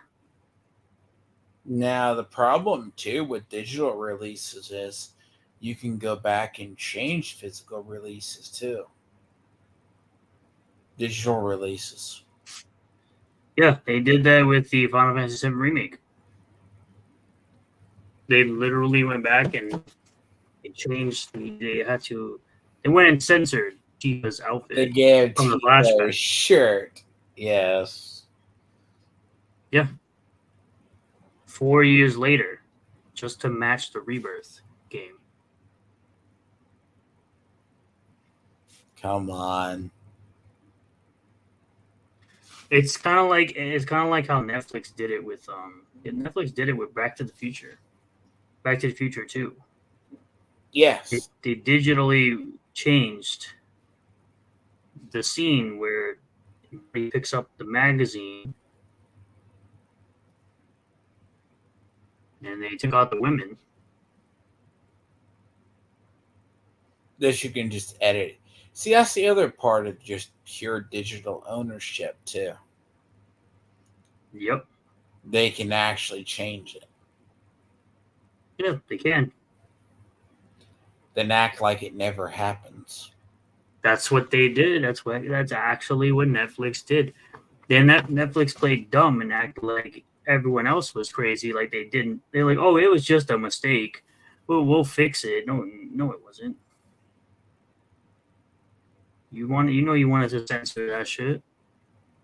And freaking movie from the 80s or 70s.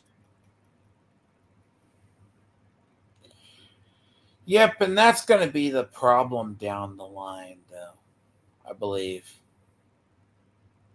Because, I mean, was the remake really that grandiose that you had to go back and add a T-shirt? No, they are indeed involved with Sweet Baby Inc. Oh, and they also banned the mod. People modding that out too. Yeah, of course they did. Next, you mean Nexus Mods? Oh yeah, Nexus mods is The most falling. trash website. Like, why would anyone use their website? They've banned so many different mods. That they banned the freaking they banned the Spider-Man mod where people would change the rainbow flags to American flags. Well, okay. They're trash for some games, but it is still the most and best universal mod Nexus. They But banned the Baldur's Gate 3 mod. yup, they haven't touched a lot of Fallout mods. I mean, you can still find a lot of the Fallout mods there. A ton of them. They're borderline risque.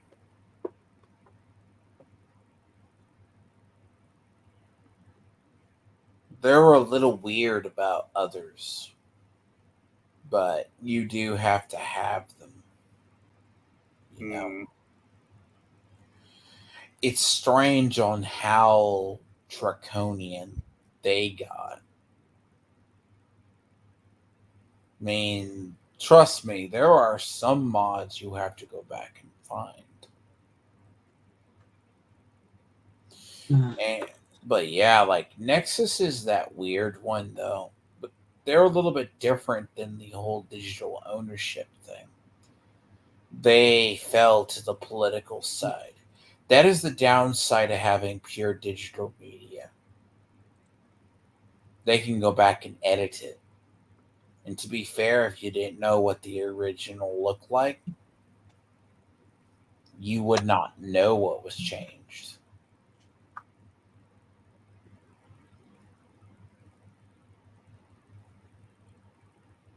Like, to be fair, I get why they didn't want to do like with the Roadhouse remake.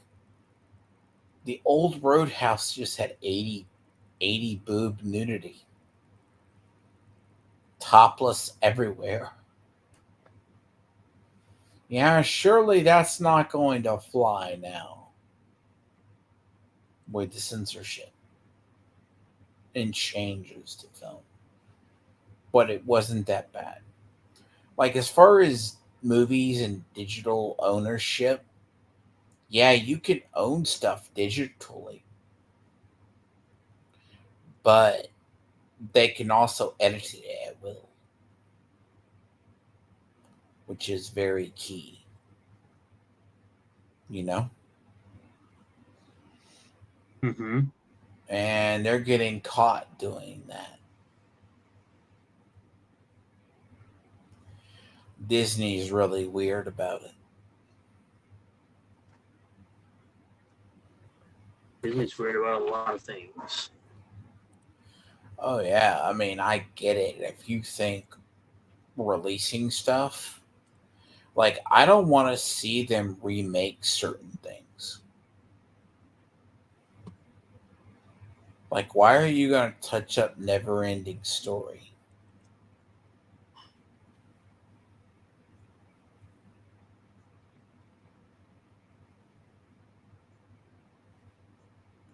I mean, you know what I mean? Why are you going to go back and touch that up? Digital, that's going to be the really weird part because, but that can also lead into if something is purely digital, you can just edit it for modern sensibilities.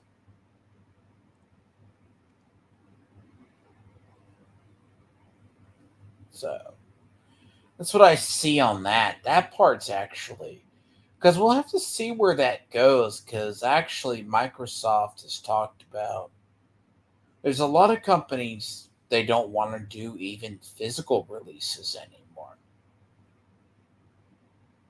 But to me, partly, I will say this: if they do stop that, you're going to take the market for collector's editions and stuff off the table. You know what I mean? Mm-hmm. Yeah.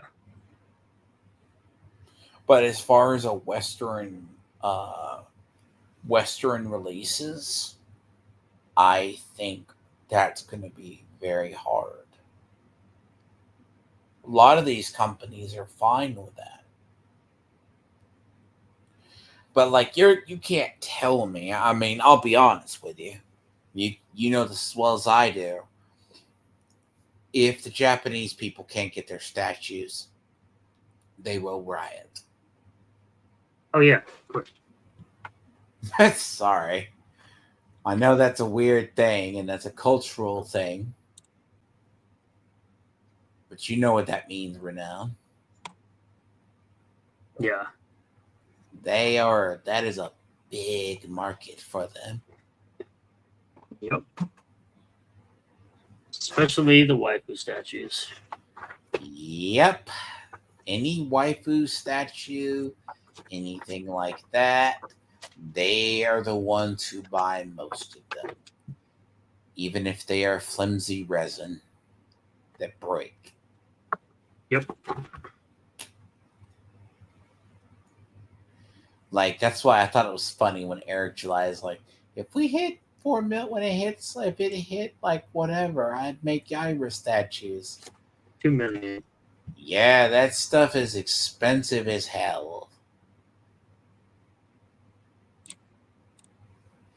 Not your average consumer will buy one. That's probably why he probably make like 200.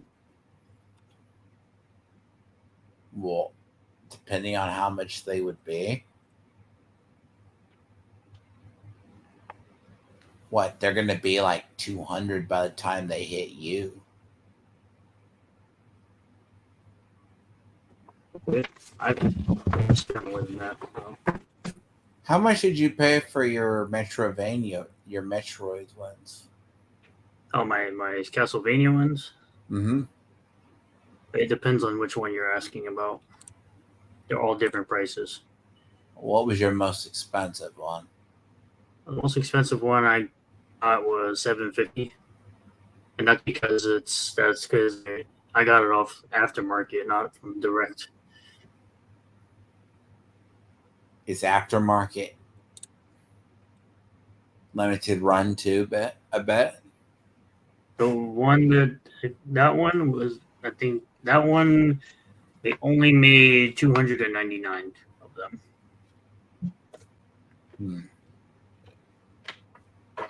Yeah, I can see why.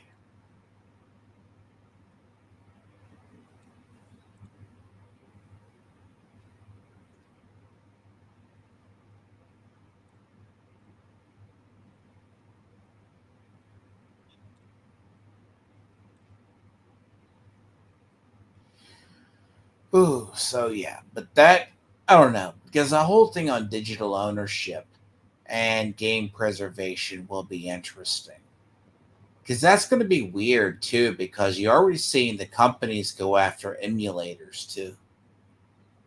Because what wasn't in that not long ago, they literally went after the emulators.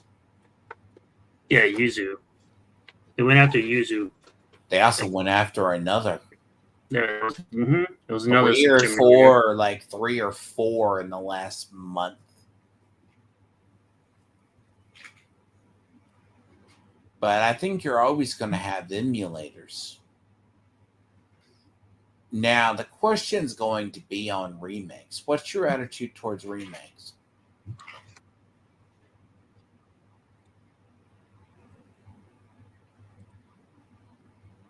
Right now. What's your attitude towards them? The remake philosophy. Remakes, I personally, I don't really care for them. Unless they're one-to-ones, I don't care. Super Mario RPG was a good example of that. Personally, I don't like playing the Final Fantasy VII remake is fun. It gets repetitive, and then it's not a one-to-one. It's a completely different timeline, different storyline.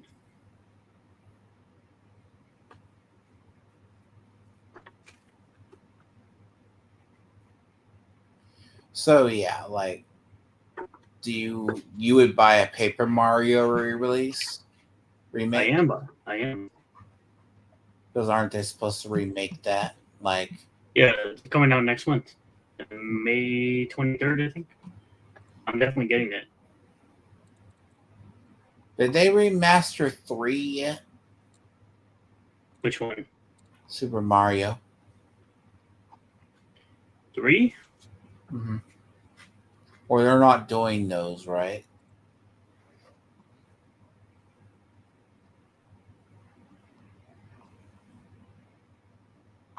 No, they. I mean, they did a. Obviously, they did the what Mario was it? Mario All Stars. I know that. I don't think it was a remake. That was probably a remaster. I mean, yeah, they're gonna do remasters because I think a lot of the, but they're running into a snag with Village, though. I mean, you know about that, right? I think that's RE5, if I'm correct. They're having an issue with Village, but that has to deal with the remakes and ownership as far as that goes into actually remaking for the modern times. Modern audience. Yep. Modern audience just wants everything to be done their way. That's what Warhammer is. The way it is now. Ah, yes, that's a good transition into that. You're kind of a normie to the whole 40K scene, but you could see why people were irritated, right? Oh yeah, of course. They basically, the lore hasn't changed on the Custodes for in the decade plus. Then you're going to say,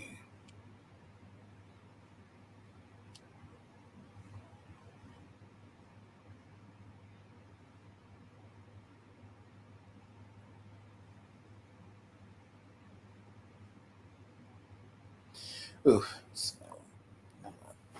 hey, stretch a second. Grab a little seat. Here.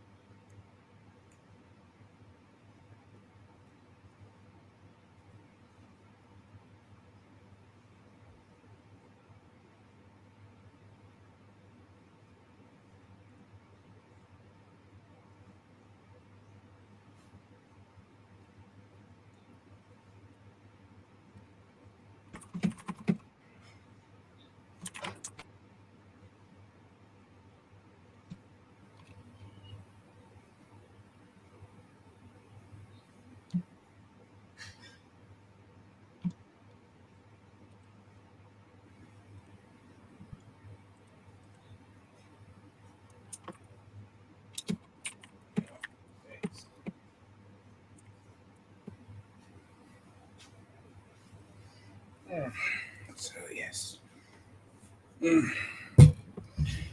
Oh, damn, I don't have anything sweet. Yep. So I would say too on the whole thing, right? That's why a lot of people were irritated about the change to Kasodi lore, because a lot of those people have the old codexes. They have like in all the times, right? Because the lore for them, in a nutshell, renowned is they are the sons of infant boys of the Terran nobility. They were called like the Brotherhood, and they always refer to them as brothers. So it's like the thing too is when they said it was a Brotherhood, like they took that away. It's funny, like how they started getting gaslit by their own people. But for what you don't know, renowned is I had this discussion with Lucifer Doberman, like so I'm earlier, like in the stream, but he used to be that their marketing team was very different than their actual like people. Uh but it looks to be like a message. The reason I talked about it was the fact of we've kind of been warning that this was going to happen with GW. And I think as I showed you with Thor Odinson, right? That's his main hobby. It's not a cheap hobby. These people have the money, they have the books, they collect the lore. And I guess, it's strange that then again it's their own gilded cage, if you know what I mean. Because the one guy was like, you need to just accept it because the lore team said it was so. I mean,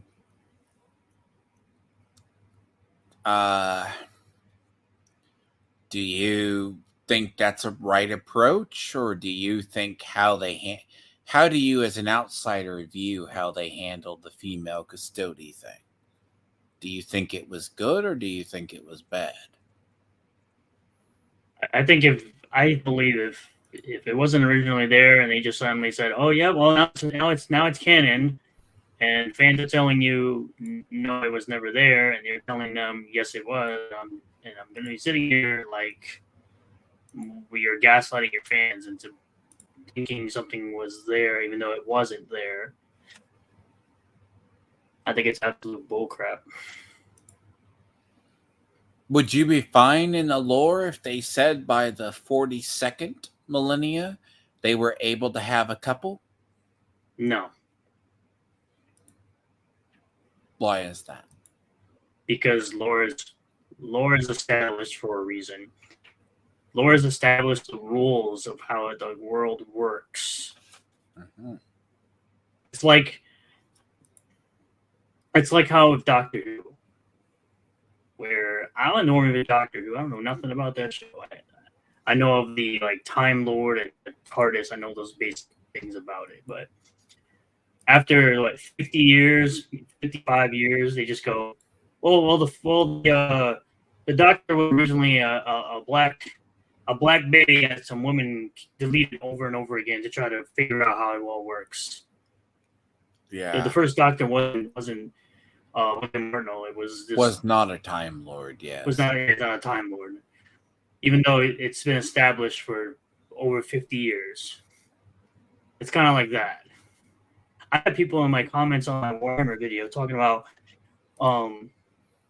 the fans are just going to reject it. They're going to act like that doesn't exist. That lore that they just randomly came up with recently doesn't exist. Similar to what they do with Star Wars. And that's what Star Wars fans do. They go, we don't acknowledge Disney because it wasn't made by George Lucas. They'll sit here and say, oh, we only acknowledge the first 6 movies because those are the 6 movies that George Lucas made. And then they'll say, oh, well, we only recognize the EU as the true sequel. So Yeah. that's the fans rejecting something that wasn't created or approved by the creator of the franchise. Mm-hmm. And it's very weird how certain people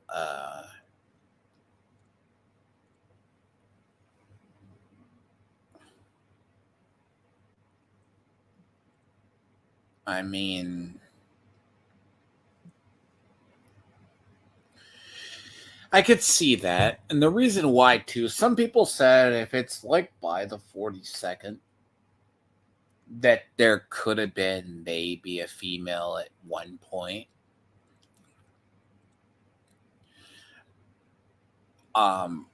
In the inside baseball lore, right? Um,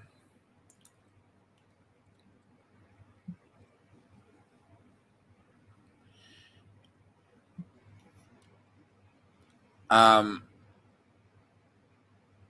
so that's actually the thing you have to figure.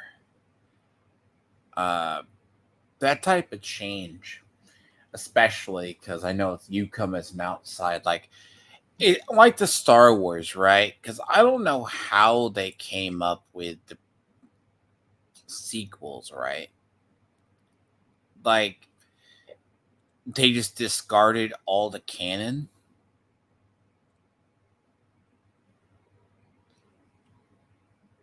Um, why would you do that?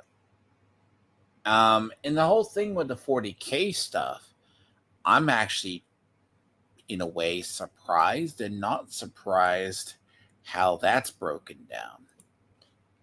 Like, that is, like,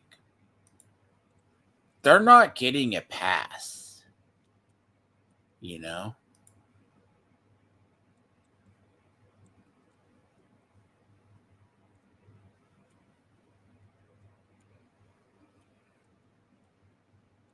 Hmm.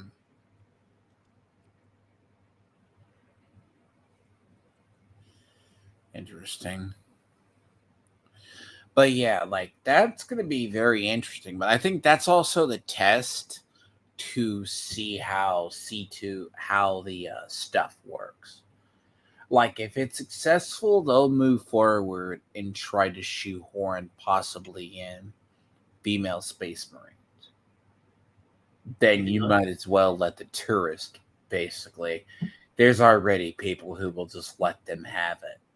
But I highly doubt the audience they want to come in.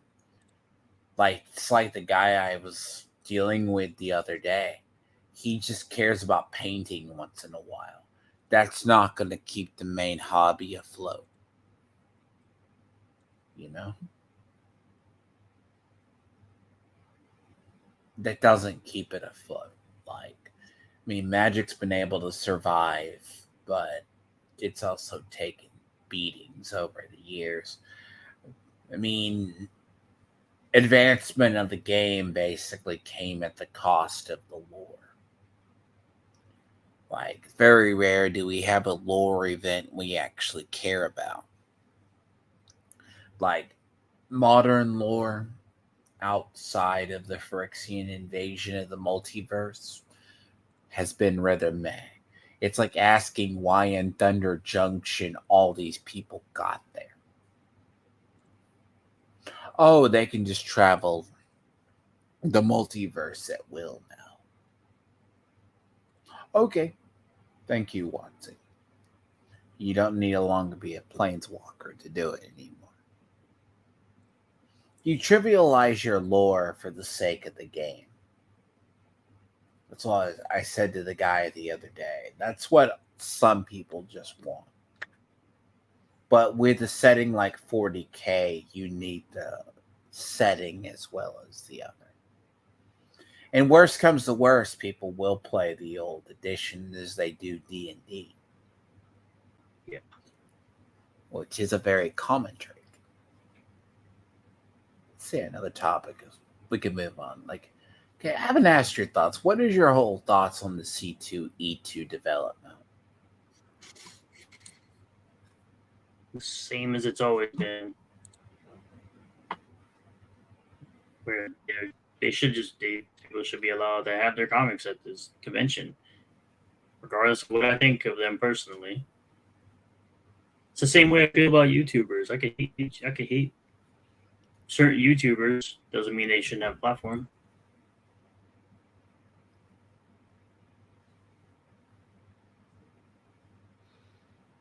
Now, how do you think it was handled? Good or bad? Do you think it was illegal? Do you think it was targeted? Or do you think it was purposeful? I don't think it was targeted. It might have been slightly illegal, but I don't have all the details, so I would have to wait. I would have to see all the details because there's a whole bunch of different details. Emails that weren't shown. The only person that showed an email was Anna. So from what I'm Supposedly they changed a rule that YouTubers, so influencers can't be press. Yeah, apparently they have a content creator badge now. Right. Now you can argue that Anna has been considered press at many other conventions. So it's not like she hasn't had a press badge at many other conventions prior to C2E2. Right. But in the case of Shane Davis, EVS, and John Malin, right, entering into C2E2, my contention is I think they screwed up the contract. They violated the contract. That's what it appears to be. Wheeler's tried to explain that to him. Maybe, do you think like Ethan, because if they got that removed under subcontractor,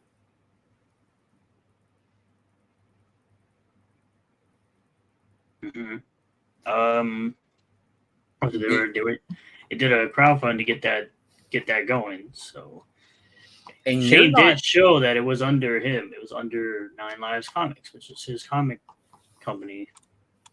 Mm-hmm. So there's that. Then I guess they felt you were going to have Ethan there and John Malin, which would have had Comicsgate there. It would appear that way. And that would have violated the contract. Possibly, yeah. But they were also vying for a mainline table, too. I mean, you've been to conventions. They were vying for having, a booth where they would each kind of sit there, right? See, the thing is, like a premium booth is different than right. So I know that they, just like this past February, Riververse had their booth. Their booth wasn't huge. Their booth was pretty small, but they managed to fit in like Baron, the Saskas, Carlin, and Eric back there. So they managed to do it no problem, which is crazy to me. I'm surprised that no one on that side has like try to farm the fact that Eric has had no problem having his stuff at multiple conventions already, but for some reason they weren't able to.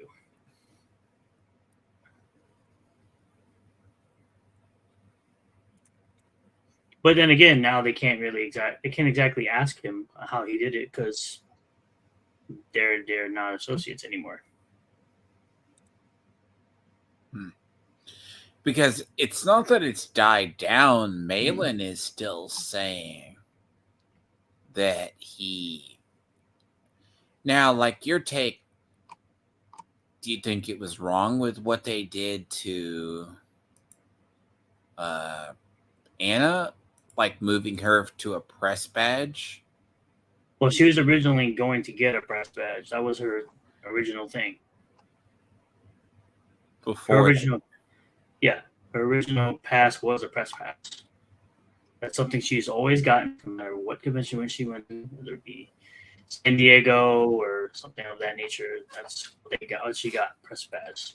Press pass. Did she try to enter as an influencer? So, from what I saw with what the Wheelers were showing, Mindy Wheeler specifically, she was showing that they were trying to get in as press. And she was trying to explain to Anna that they had the content creator badge, but Anna knows that she's been to many conventions where she's had the press pass and had a problem, which is what people are trying to say. Oh, you're trying to get the press pass. You're not pressed. Why don't you just go with this? And then she was like, well, I've had it at all these other places. And never seemed to be a problem. And the thing with Anna was that hers, I think hers was approved, and then all of a sudden it wasn't. Then they had that last minute change that influencers, they have to have different tickets. Right. So they have like I'm looking at it right now. They have for press and for creators. Mm-hmm. So you would have to go for the content creator application versus going for the press badge. And supposedly they removed it versus moving it to a press, right? She already had the press badge. To a creator. Yeah, I'll put it like right here. I'll just obviously go to the C2E2 website, but so they have for press. So they have this on the private chat. And then they have this. So they have one for press and one for content creators. Because I remember seeing something, right? For the press versus the content creators, right?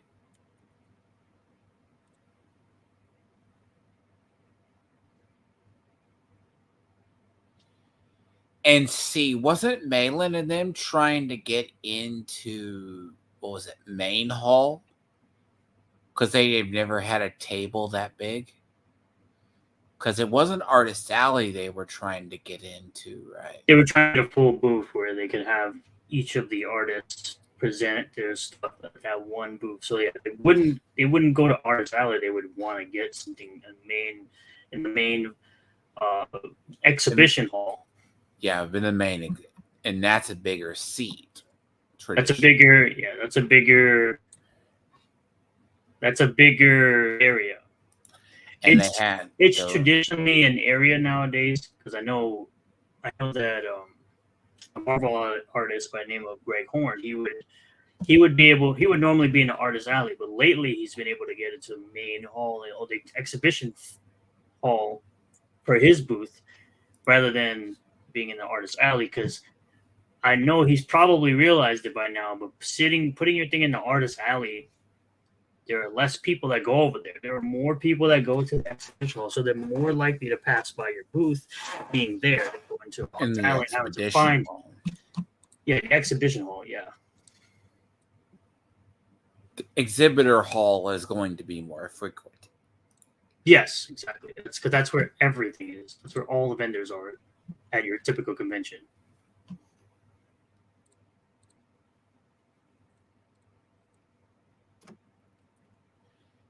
And the thing about that, right, is C2E2 pulled it because of the sublease violation. apparently. But like I said, they never really gave that information out.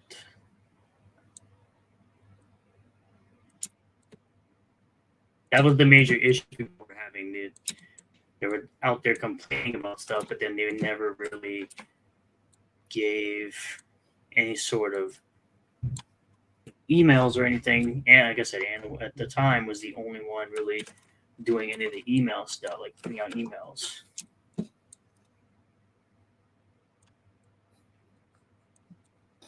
I see you, Stray Vincent, popped up in chat too. You know nothing about the Ubisoft thing. It's funny because apparently, by the way, Fallout 4 is coming up in sales, which is funny. Seems to happen after. But yeah, so knowing this, right? Contractual, they just reviewed a lot. But like you can't say that because I think there was that last minute change as well. Because didn't you get into an argument on Shane Davis about that?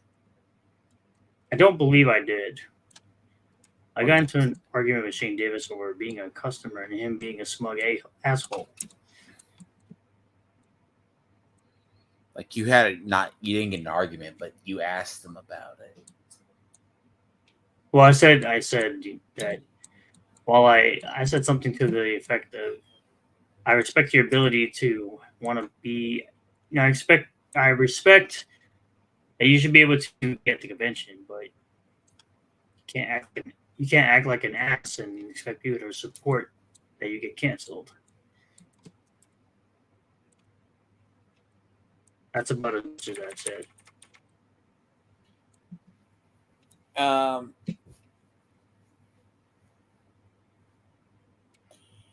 I would say yes. So knowing that, right?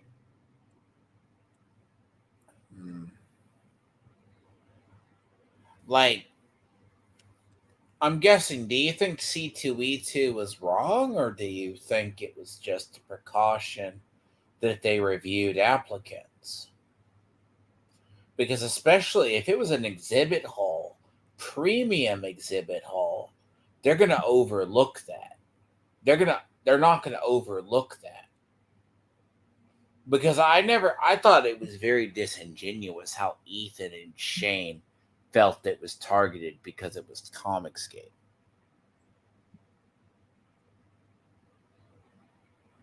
Oh, I have no idea. It's a strange situation. I'm kind of curious about that. But we'll probably never know. Right? We won't know about that. And guys, too. Because, I don't know, I was going to pick your brain about that. Because a lot of people are strange on that. Because, correct me if I'm wrong, that Star Wars girl still gets most of her money from her cosplay and her YouTube, right? Yeah. Yeah. I mean, nothing would stop her from buying a regular ticket. Not really, no. But if she wanted to do any signings or anything, she would have to be under mainline talent. Well, she could sign whatever she wants. You don't have to be restricted to a booth to do that. But if she wanted a booth or that at a convention, because like when she goes to Comic-Con, what does she do? She usually would be under a panel. So under press or attached, right? Yeah. Content creator. Well, if you're on a panel, you would be under guest or exhibitor.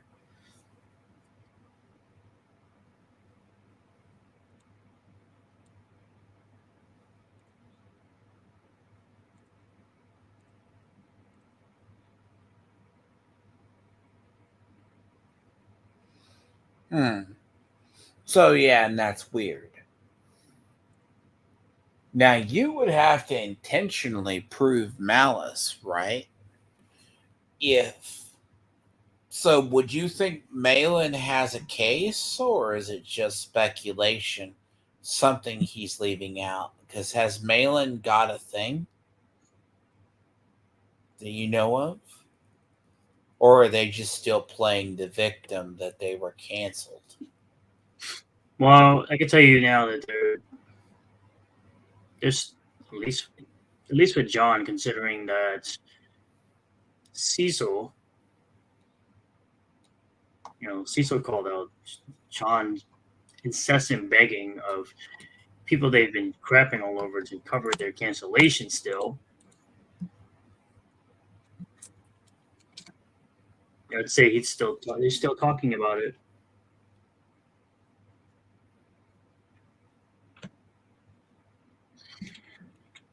Hmm.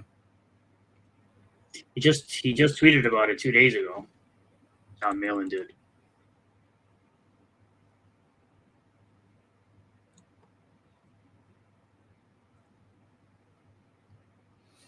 Yep, I because it's a weird situation. We're missing details. Now, I highly doubt C2E2 would just cancel John Malin because he's connected to Ethan. Now, if he brought a hate brigade to the place, I mean, wouldn't that be like grounds for harassment though at a convention? I mean, conventions don't play like that. Mm-hmm. If you know what I mean. Yeah.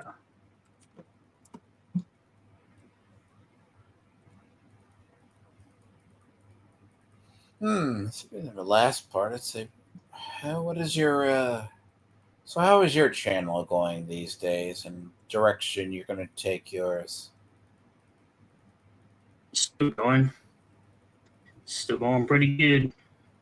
You've just been doing the covering games, occasional like Eric July detractor being stupid. But yeah, I covered the Warhammer. I covered the Warhammer thing. I covered uh like the most of the detractor stuff is if they interact with me directly on my own stuff. I don't go out of my way.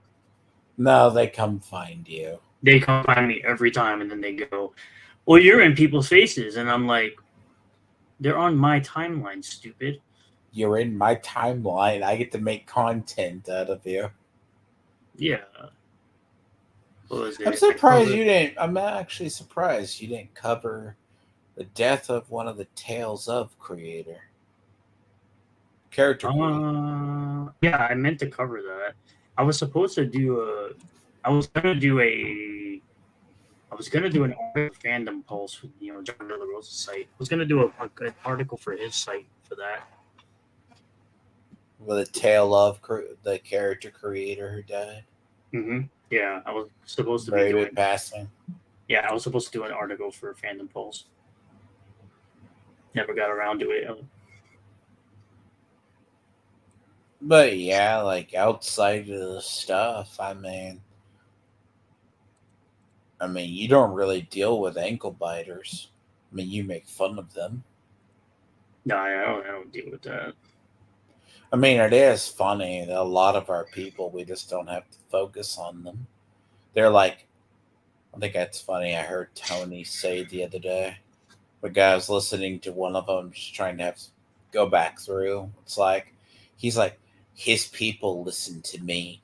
Eric needs to do comics. He wants people to like talk about Rippaverse. So you need to take once a week, and have a thing on the lore. I don't have to do nothing. I don't have to No, do that. I don't have to do no, anything. I said he said Eric should do that on Nah. talking about the Rippaverse. It's like, oh,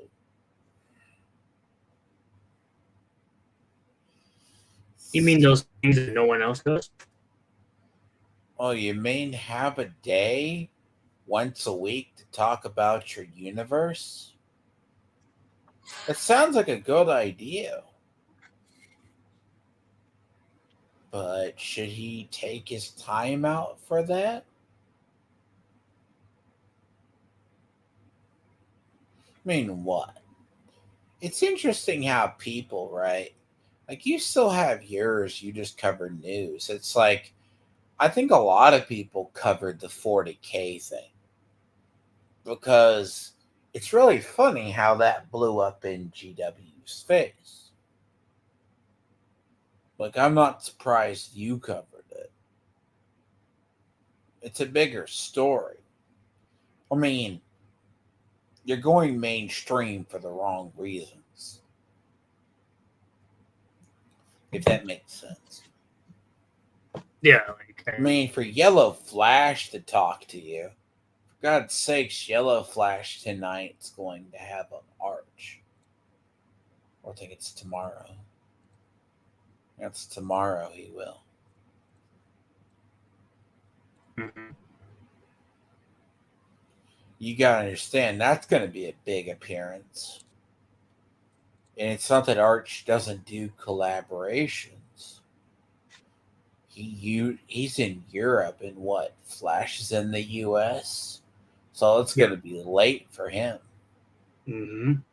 Yeah. Very late. So, like, and then on your channel, right? I guess it's like you're just covering stuff coming your way. You said you had I think you told me you have a clip channel or a gaming channel you started? No, I have a clip channel. Like someone clips me. Some rando clips me. Wow.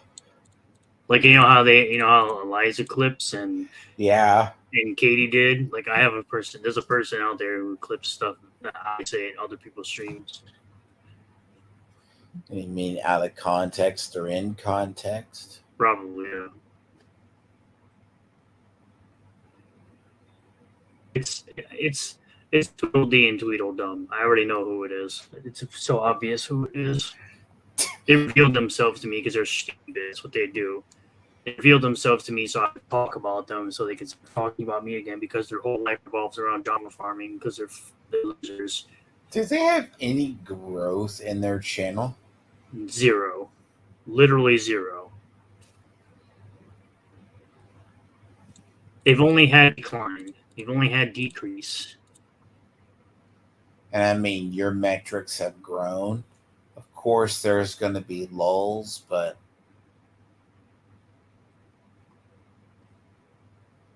I mean, right?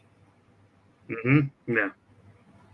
But growth isn't going to, it can stay consistent.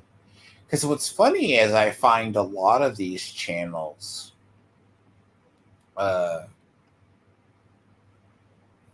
find that you can have channels with high views. Like, it's funny how Tony accused you of buying views. Yeah, because I definitely. With what money? Why would you do that?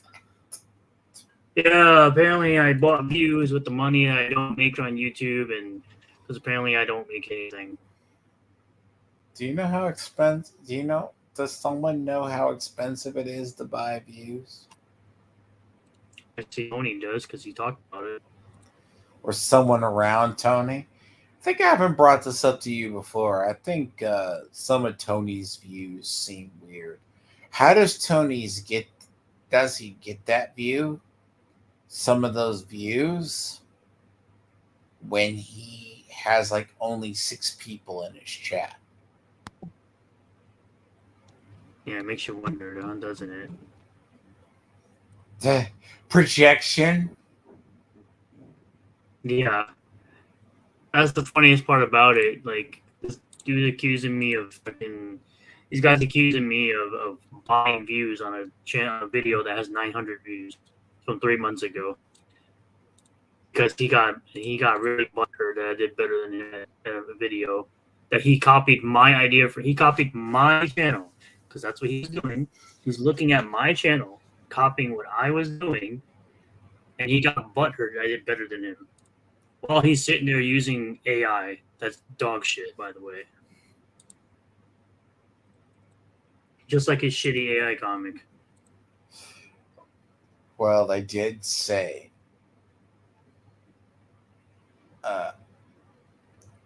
he did say that his Matt Barr told him the other day, "You're going to come out with a really shitty comic." Yeah, his comic looks like ass.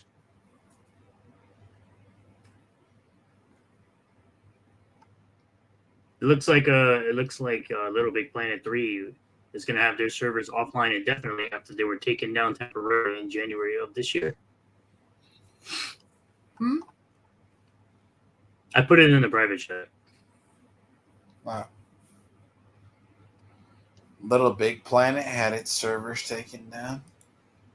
It had its servers taken down in January of this year, and it says now they are offline indefinitely. I put it in the private chat. I saw it. Yep. That's interesting. That was posted 38 minutes ago. Breaking news. Did they take it down? So it says they took it down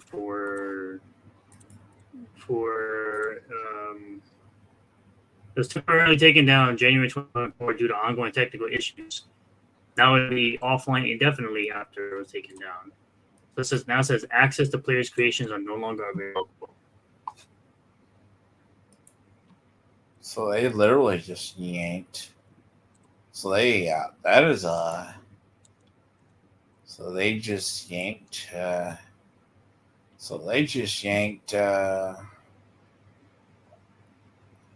When did Little Big Planet 3 come out? It's been a while.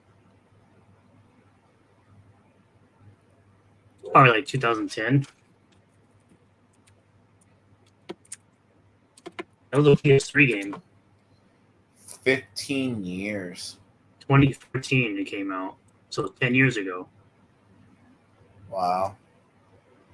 So yeah, it was a PS3 game. It came out for PS4 as well.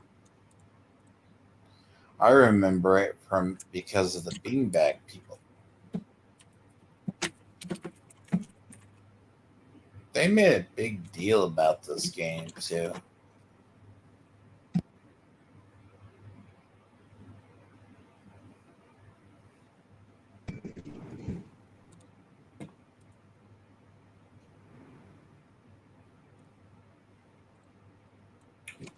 And any new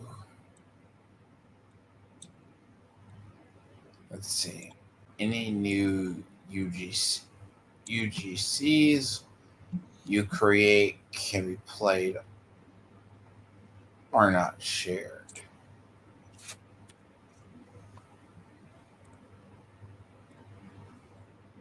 Interesting.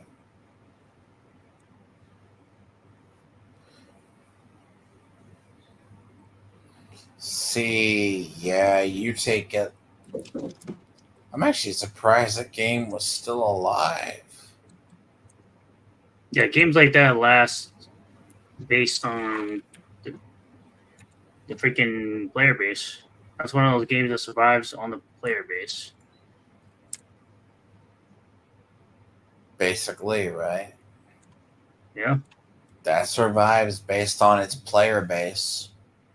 Yep. And depending on that player base, on how active it is, they'll continue to support it. I mean, that's probably why Animal Crossing is going to be around for ages. That's pretty much what kept the old games alive. Yep. Wait, well, what kind of old games do you consider? We're talking about like the old Animal Crossing games. Like somehow you're going to have random players? I don't know.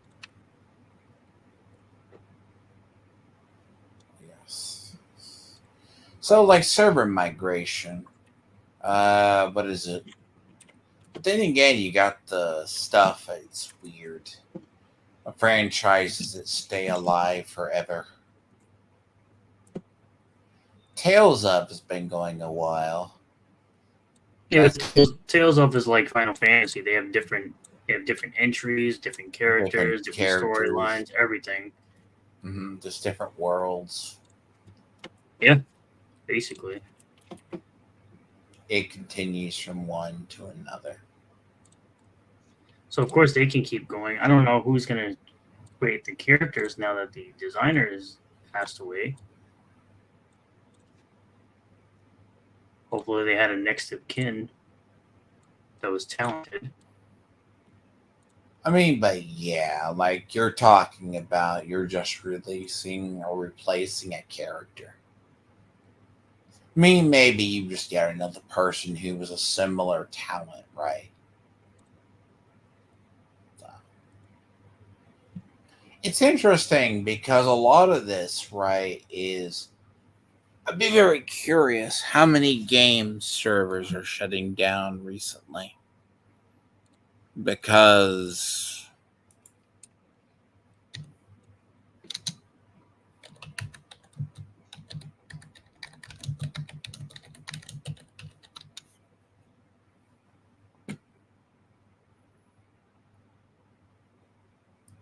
I guess delisted games. Nintendo Network.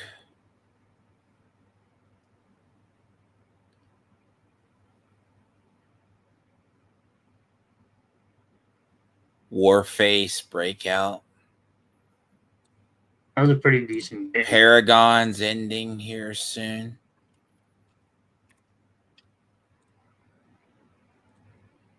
Yeah, freaking Warface Breakout was pretty decent. It was basically like a Counter-Strike game. Warface, yeah. Yeah, Warface Breakout. Though, both games were different.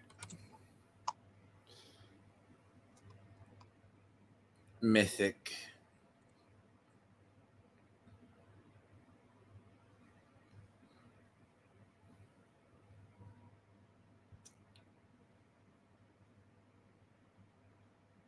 I mean,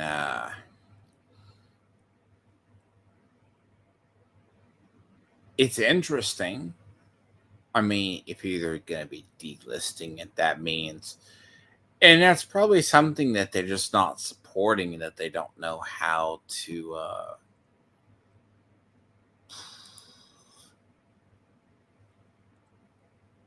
you're talking like how they're going to end it.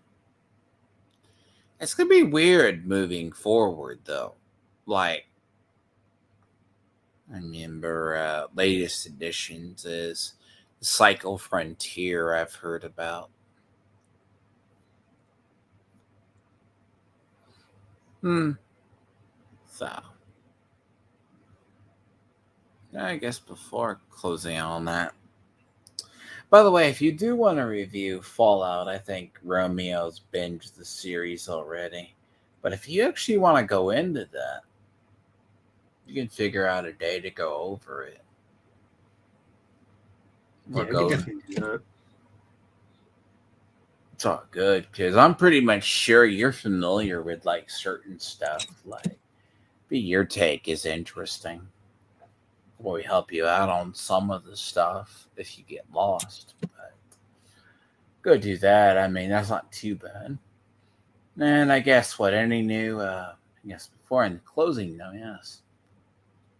So, any new drama you want to address? Anything funny happening in your corner?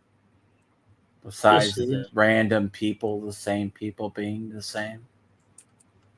Just everyone's favorite retarded frog being retarded. It's been done very well. I mean, I think you even got mint salad and you got people bashing you.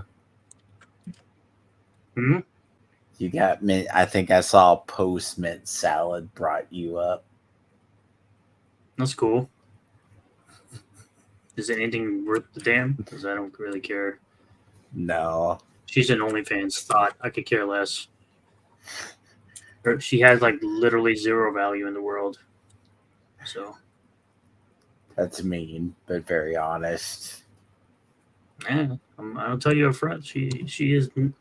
I'd rather go like strippers that LG work with has more like value in the world than she does. But sex work is real work, though. Yeah, I don't think so. Damn it. That's where that's where me and LG disagree. Really? Yeah, that's literally your example right there that people can disagree and still. Oh, that's right. We're supposed to be an echo chamber. Yeah, that's what I'm saying. People, because I remember somebody asked, I forgot who it was.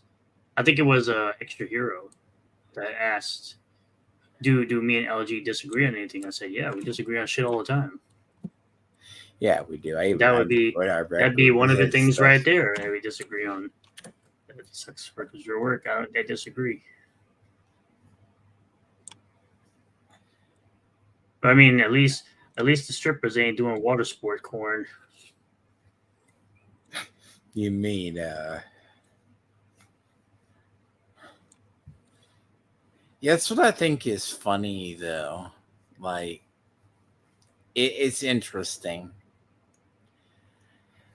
I mean, it's interesting how other people realize,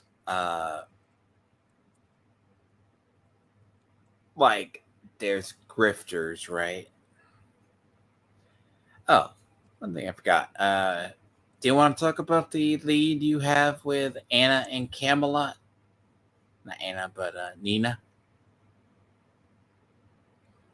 I want to talk about what they're having with Nina and Camelot.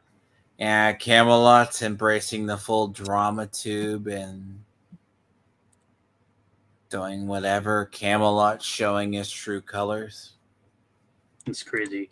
I literally had somebody say, "Oh, Camelot, Camelot." I had one weirdo. It was like Camelot never said Nina's name. I'm like, yeah, he did actually. Why would Nina mention Camelot if he didn't mention her name? That doesn't make any sense.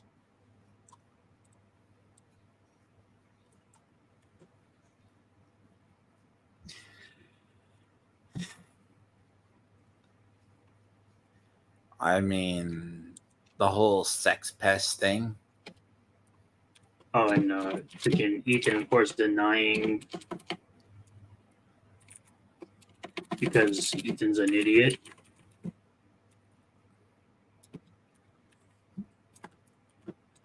He's like, I did. It's like, I never said that. I never said Az was a sex pest. Yes, you did. Yes, you did.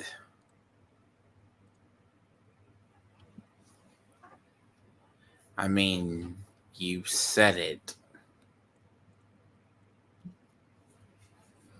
And I mean, it is. If you listen to EBS long enough, he contradicts himself. Mm-hmm. That's the same thing I say about my haters. You let your haters talk long enough, they'll eventually reveal who they are. They'll eventually reveal the type of person they really are.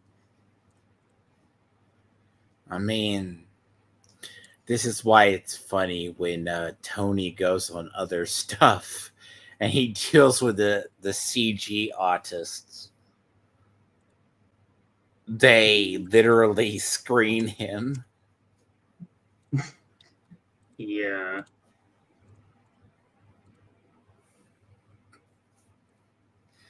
I mean, it's funny. I like watching enemies rip themselves apart. Because it was like in that chat, by the way, that Dark Gift has. Kirby was there. A bunch of others that are the weirdos from EBS's chat. Like, yo, you can tell who's the cultist, by the way. the trash cast cultists there. Isn't that weird? Because our side of the internet's supposed to be cults. But if they don't, like, trust me, I've tried to, like, listen to these people. EBS, like, tries to go, I didn't say this. Then he wonders why there's clips made of him. But then he has these, because I have to ask you this, I guess. Do you think EBS is self-aware of what he does? Or is it he doesn't know the cause, he's the cause of a lot of effects around him? What do you think? What? Do you think EBS is bright enough to know? Like, he goes, I don't know why I get blamed for all of this. Because you get clipped out. Is it because he gets clipped? Because he's hated or disliked?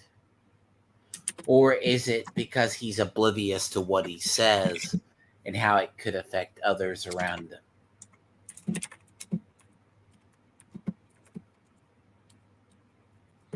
Which do you think it is?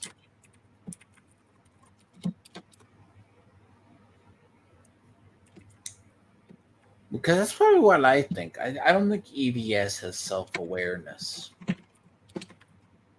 Especially with Trashcast.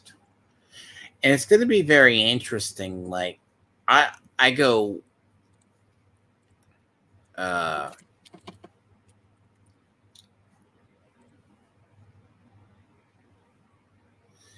the way, yes. Apparently. And by the way, you need to find a way to actually monopolize that image of yourself. Or have you found a way to do it? To do what? The caricature of EBS. That's the greatest drawing ever of Sturgis. Oh no, I said it was Sturgis because he can't spell. I took that image and I made something, and I asked LG to make something different out of it that I'm gonna put up for sale eventually. I would. I am. It's look, I'll send it to you in Discord right now. You're good. I'll show that. Huh? Now I won't say, like.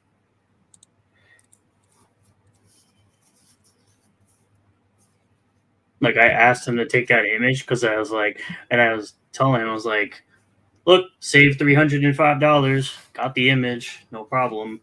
Now make something out of it, please. So yeah.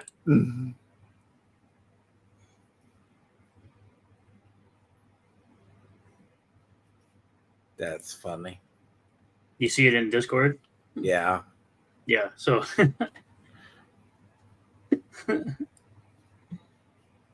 take that image, make something out of it. Something you can use later. Yep. Exactly. It's exactly what I did.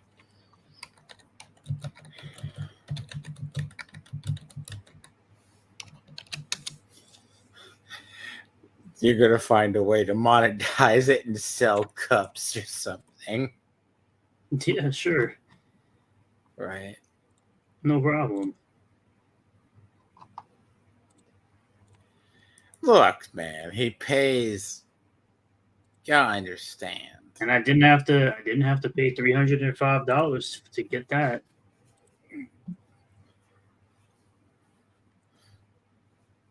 I mean, not at all. I get it. It gets that point, right? And you have any videos upcoming outside of your others? Or you... Well, I just put up 3 hours ago. I put up a video, dunking on, like, responding to a reverse detractor who tried to say I was going after EVS's daughter. He doubled and tripled down, and then I also laughed and dunked on Tony real quick. And I'm about to upload another video right now talking about the Pokemon Go changes and women hating it. Actual women customers hating it. Well, to be fair, the whole unisex model thing is. Yeah, I just put it up.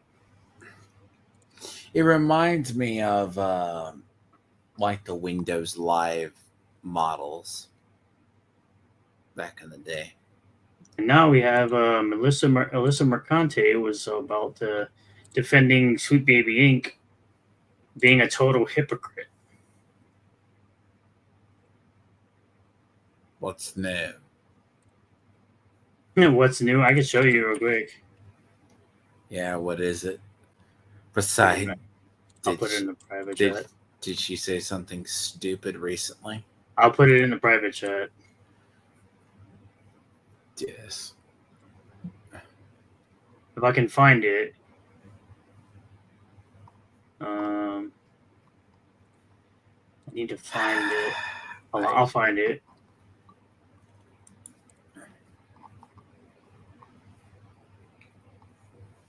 Here, it's this tweet. Not that one. It's this one. It's not this one here. Yeah, it could be that one, but it is an article about Hades too, where they say this is the type of hot we need right now. But the second one I just put in, they want their women to be virtually silent, overly sexualized dolls in videos, games. Do you see the hypocrisy there? Oh no! This woman needs to stop. Did you see the other tweet she just made today? No. Oh, yesterday, right next to it. Is it in the same thread or another? It's in the same picture.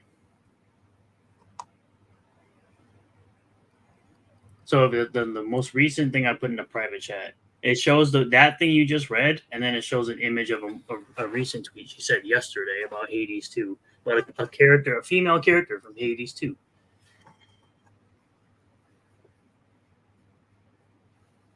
Did you not see it? Oh, and it also looks like Anna's going to go live talking about what happened on the Jack show yesterday. What happened over there? I saw that clip. What, Cecil? Mm-hmm. Yeah, I put that in my video. I put that in my first video today. She posted that picture of herself down? I don't know. I saw it. I think I know which one you're talking about. I saw it.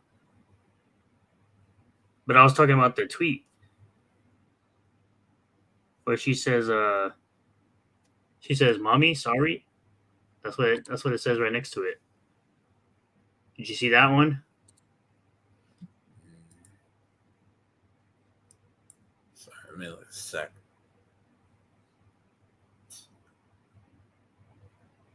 I see the one is Alex is straight but obsessed. Yeah, So he covered the hypocrisy of Alyssa Mercante in a video. He did a whole video, but yeah, that's the tweet he posted. If you look at the two tweets side by side, it's her talking about the over sexualization of women, and then the next tweet it's a overly sexualized woman from Hades 2, and it just says "Mommy, sorry." You know that old joke, that meme.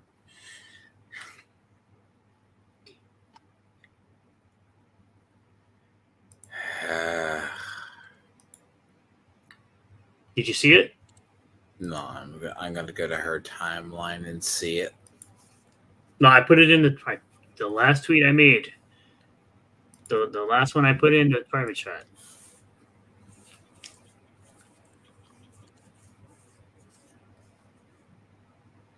Okay, so this is the one. So, hold on. Unless it's in this chain, because no, it's in the quote tweet that I showed you. Unless I didn't put the right one, I did. So if you go to the private chat, the very last thing at the bottom is the last one. Pick that. Next to the picture of the Hades on the right. Yeah, that's her most recent tweet about this. Yep.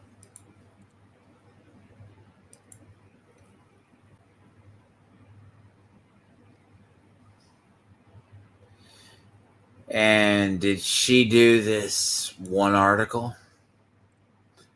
And she did the article on Hades. Probably. Yeah. Yep. Did she? I don't know. Yes, she did. Oh. Wait. Oh, she did. Oh my god. Wow. Yep. And apparently she stalks a whole bunch of different YouTubers, including Hypnotic. She stalks Hypnotic's page. Yeah, I know What? she was stalking Hypnotic, yes.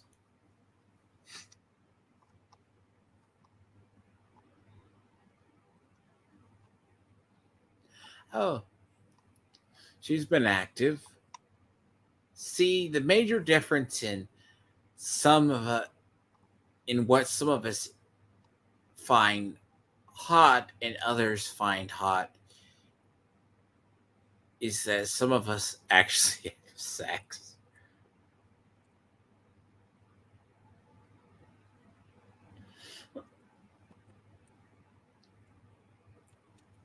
You can't make this crap up. Sorry, a hot married couple took me out to eat oysters. Then I got to motorboat the wife's fake boobs. Good, I don't know. Gitta? Ash? Same chain, by the way.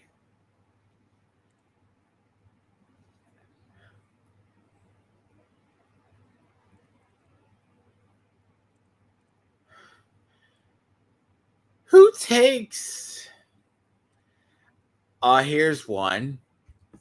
She actually admits to show people this is she actually admits to actually writing the article. I mean, her name is on it. Hold on. I mean, her name is on it, like I said. Man, this woman cannot help herself. She can't help herself. He's like, fine, I wrote it. Oh, also, everyone in Hades is hot. Yeah, so everything. It's got everything. Twigs, bears, Tommy, Mommy's, scary daddies, malicious, weird little guys, feral. Bruh. What? What the fuck? Oh my. This is in the article in Hades too. So she was an avid supporter of Baldur's Gate 3. I'm sure.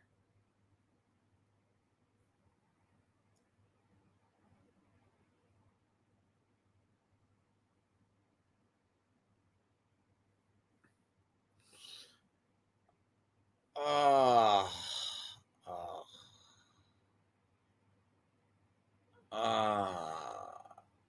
I see it. The mommy, sorry. Yeah, that's weird. Shocker, this is getting piled on by bots. Aphrodite, the goddess of sexual love and beauty, part of her character looks like how she looks, how stupid,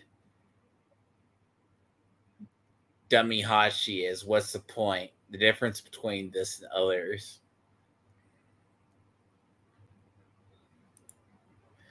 Oh, so she has the hair.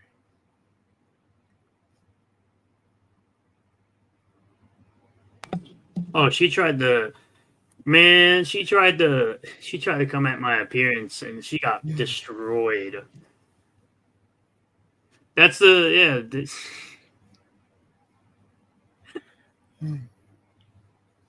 Oh god. That Frog Project guy said it correctly right there. My horn is better than your horny. That's basically it. It's wrong to animate it. The goalposts. Mm-hmm. Yep. I had a whole bunch of people simping for her and had a whole bunch of people dunking all over her, calling her a man. I gained like 50 followers. I gained like 50 followers from her trying to dunk on me, man. It's funny as hell. I mean, to be fair, she's not too unattractive, but she's not the best.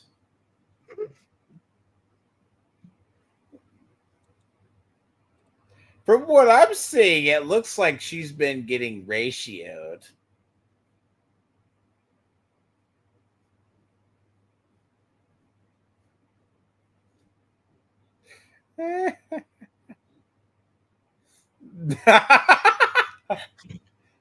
That one. That one. Correction, Miss Picky is the goddess of love and beauty. Bruh. You know that's a troll. You know it. I mean, she's getting ratioed.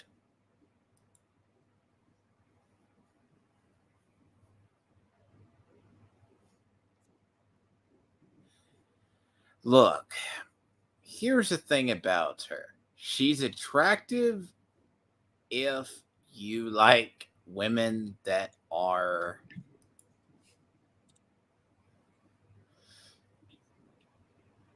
indie looking.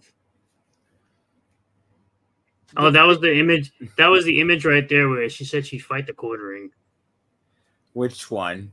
The Right one right here? there was that one, yeah. She said there was a post that she put that picture or some picture like that which says she'd fight the quartering. It was like back in November. She said she'd fight the quartering. Oh, so this is where she's making Mm-hmm. fun Yep. of you. Yep. The most interaction she's had in a while was talking about me. You want to see my post where she got completely dunked on? Sir. It's got like Okay. 62,000 impressions. This looks like a trans guy. That's what some people were saying too. Yeah, I got. I said right there, I was like, she looked like she's ready to go to prison. I don't know what to make of this. Yeah, I said she looked like she's ready to go to prison. Yes.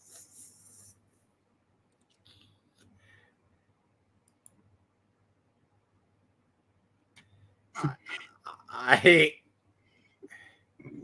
want to find the one where you can. There's that too. What? She's showing her tits. The tape. I'm not gonna show that on YouTube. She already scrolled by it. I know. Really careful. No,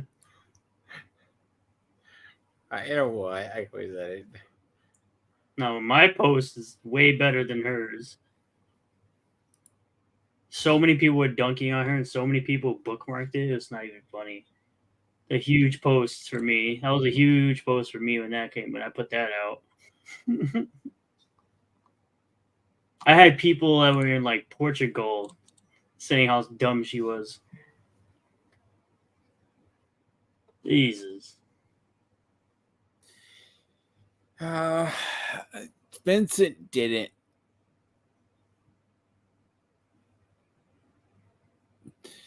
Look.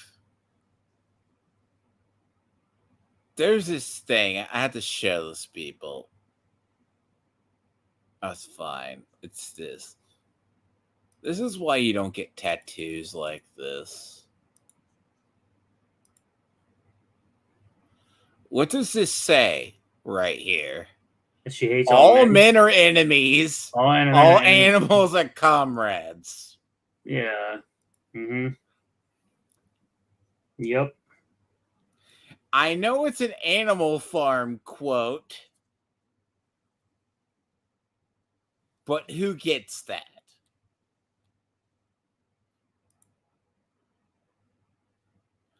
And by the way, who would invite her to be a third wheel?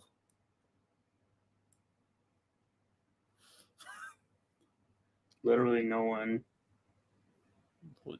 Do you mean unless you just want the ones who don't speak or the ones that they won't believe?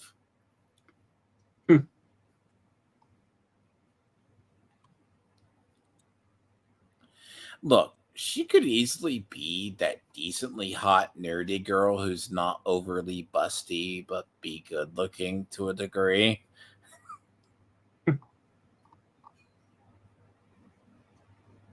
Right? Oh, this is bad. You should not be mean and ratio her in front of stuff. But this is the one where you got the one.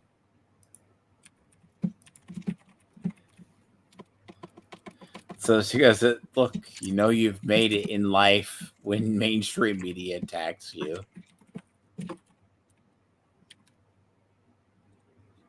Yeah. Oh, and you forget though, you had your little war with Queen Beaky.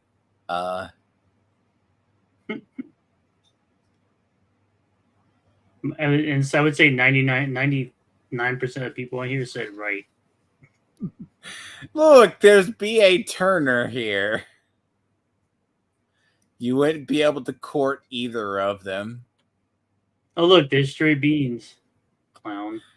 This is Stray Beans, the same guy that he made a joke about divorcing. There's also Samurai Snowman here. He's in Tony's thing as well. Stray Beans is actually what he fucking looks like. Yeah, dude's. Yeah. Oh my no. I guess. No. I said his left bicep is fucking steroids. So there's Stray Beans, the guy who said he made a joke about divorcing his wife because she shares a birthday with Eric July. No. This is bad. And of course, that's the weirdo, Blue Jin. He literally in there, he said, I spent all my time doing something weird. Like, I don't do that ever. Fucking clown. Like, get the fuck out of here. Stop projecting like a gay boy. Yeah, I spend all my time talking about Eric July. Factually incorrect. You can prove that just by looking at my timeline, fucking clown. Yeah.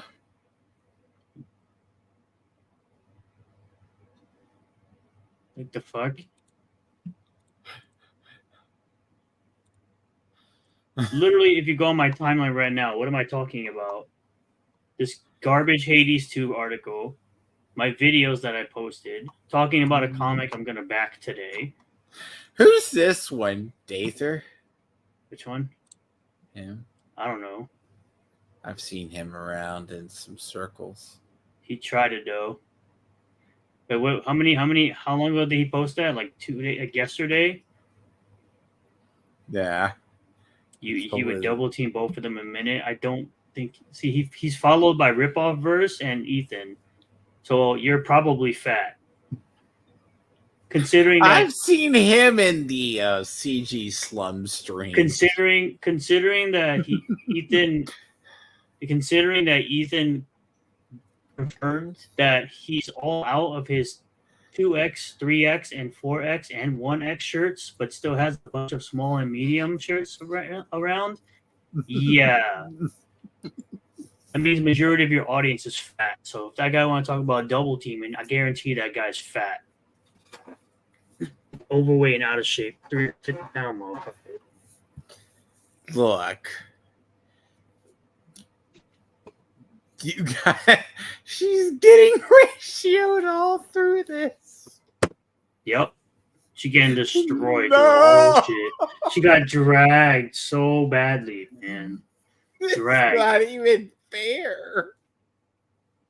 After that post, I gained like 50 followers. I gained like 50 followers and I gained like 30 or 35 subscribers from that post. She tried it and got fucked. Apparently, someone said Alyssa is Grum's girlfriend. Oh, yeah, that's a joke, yeah, because Damn. she stalks him, bro. She was stalking him before she was stalking Hypnotic. Did you not see my thumbnail for the video I made for I that? saw that, yeah. She can't win. So look, and then I'm sitting on my timeline, I'm talking about Phenomenova, which is a comic that I'm gonna back today later on. Then of course it's a little back and forth with Tony, because going back and forth with Tony is always funny because I love dunking on that clown. I reposted a statue that it's a Gundam made from his 3D printer for a tribute to Akira Toriyama. Yeah. Like I haven't even said anything about Rippaverse or Air July today or yesterday. So these clowns always just make shit up and they say the same insults literally every fucking day. They have nothing different to say. It's literally like bot talking to bots. Your posts are literally videos you have done dunking on people. To be fair, if that wasn't a 3D printed statue, I would say that was one of those really expensive busts. Which one? The one It's a Gundam made. Yeah, he made that from his 3D printer. And then the little Vegeta he said it was something he just used to test paint on. That it was a failed project. He just used it to test paint.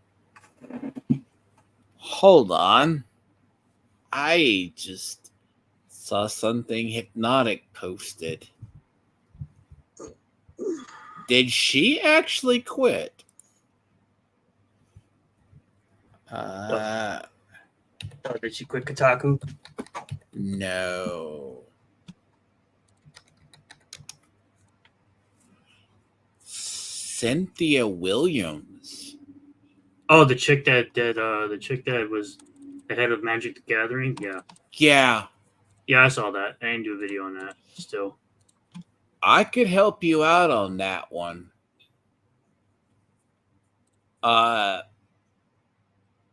So Chris Cox, who was the head before she was there, a lot of the people who have been head of like WotC came from the Xbox gaming division.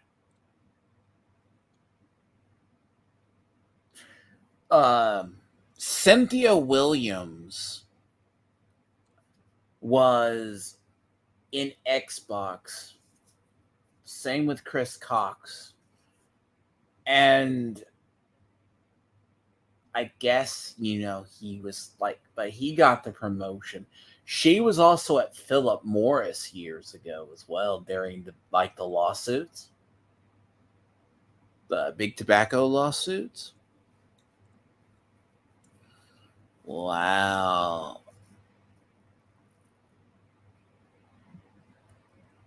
They're saying that's a big trouble, right? Like, she's resigning after 2 years.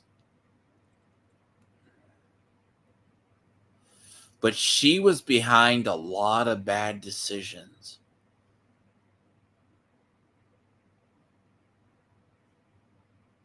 She was... hold on.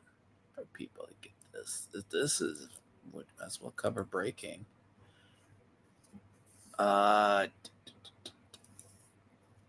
She was behind a lot of the sets within the last cover this and then off. Her leaving, right? She was behind WotC. See, her predecessor, Chris Cox, moved up to over Hasbro.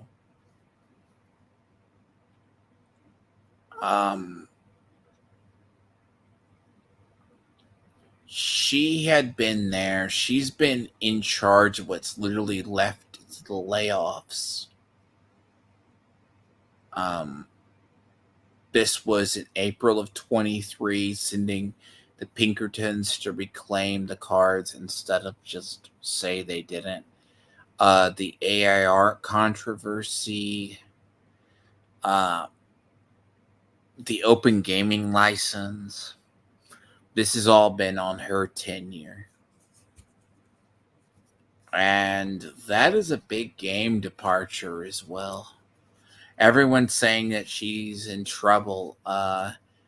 She's resigning. So busy. But yeah, if you're going to do something on that, I'm able to help you out there. She's been over almost a lot of bad decisions and design changes in WotC for the last 2 years. And I can tell you which ones. Because a lot of those have been. That's her leaving.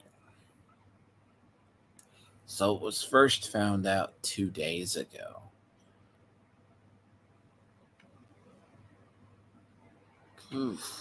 But yeah.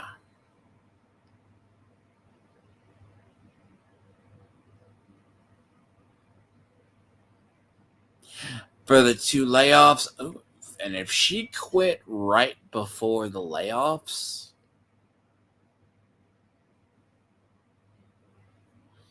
yeah, that means stuff is not good, and she was pressured to quit. But if you need help to write that, Renowned can help you out. That's going to be an interesting article, by the way. Interesting, and I have to fill you in on that one. She's been in the bane of a lot of Magic players for years. But you have anything you want to plug before we get off? Right now? Right now? Well, like I said, I just put out a video about Pokemon Go. Mm-hmm. Removing all the female features and people and, females being upset that their characters no longer look feminine. They look masculine and flat. The Pokemon Go, yes. I put out 3 videos today. So. I think you told me you're going to do 4, like the quartering. I was going to do like 5. Right. I did 3 before coming on here. I know, you did.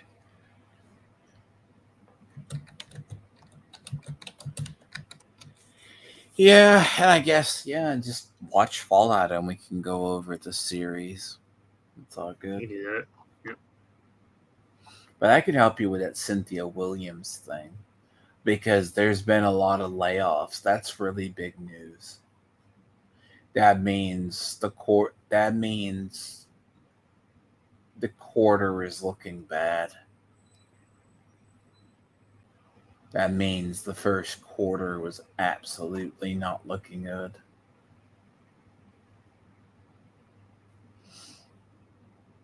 So yeah, now is the thing that with the Tomb Raider remasters, they give you the game basically the same as it was originally, and then they patch out the stuff they don't like.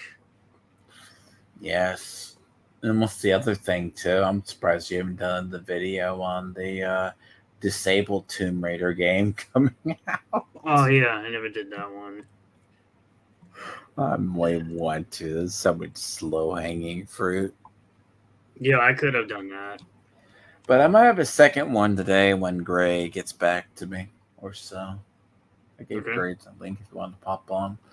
But yeah, like I'm trying to avoid spoilers with Fallout. But yeah, if you just want to watch that, and I can help you with that Cynthia Williams article. I'll Cynthia probably Williams. go watch the Anna stream. Ah. Don't you have an alt that watches her? Sorry. Yeah, you go take care of that, and that's fun, at least for now. Yeah, well, let me know the next day, and I'll just make it a special ish. So, if that's all good, I tagged you as well. So, and might have a stream later, guys. Chill. Watch back this playback.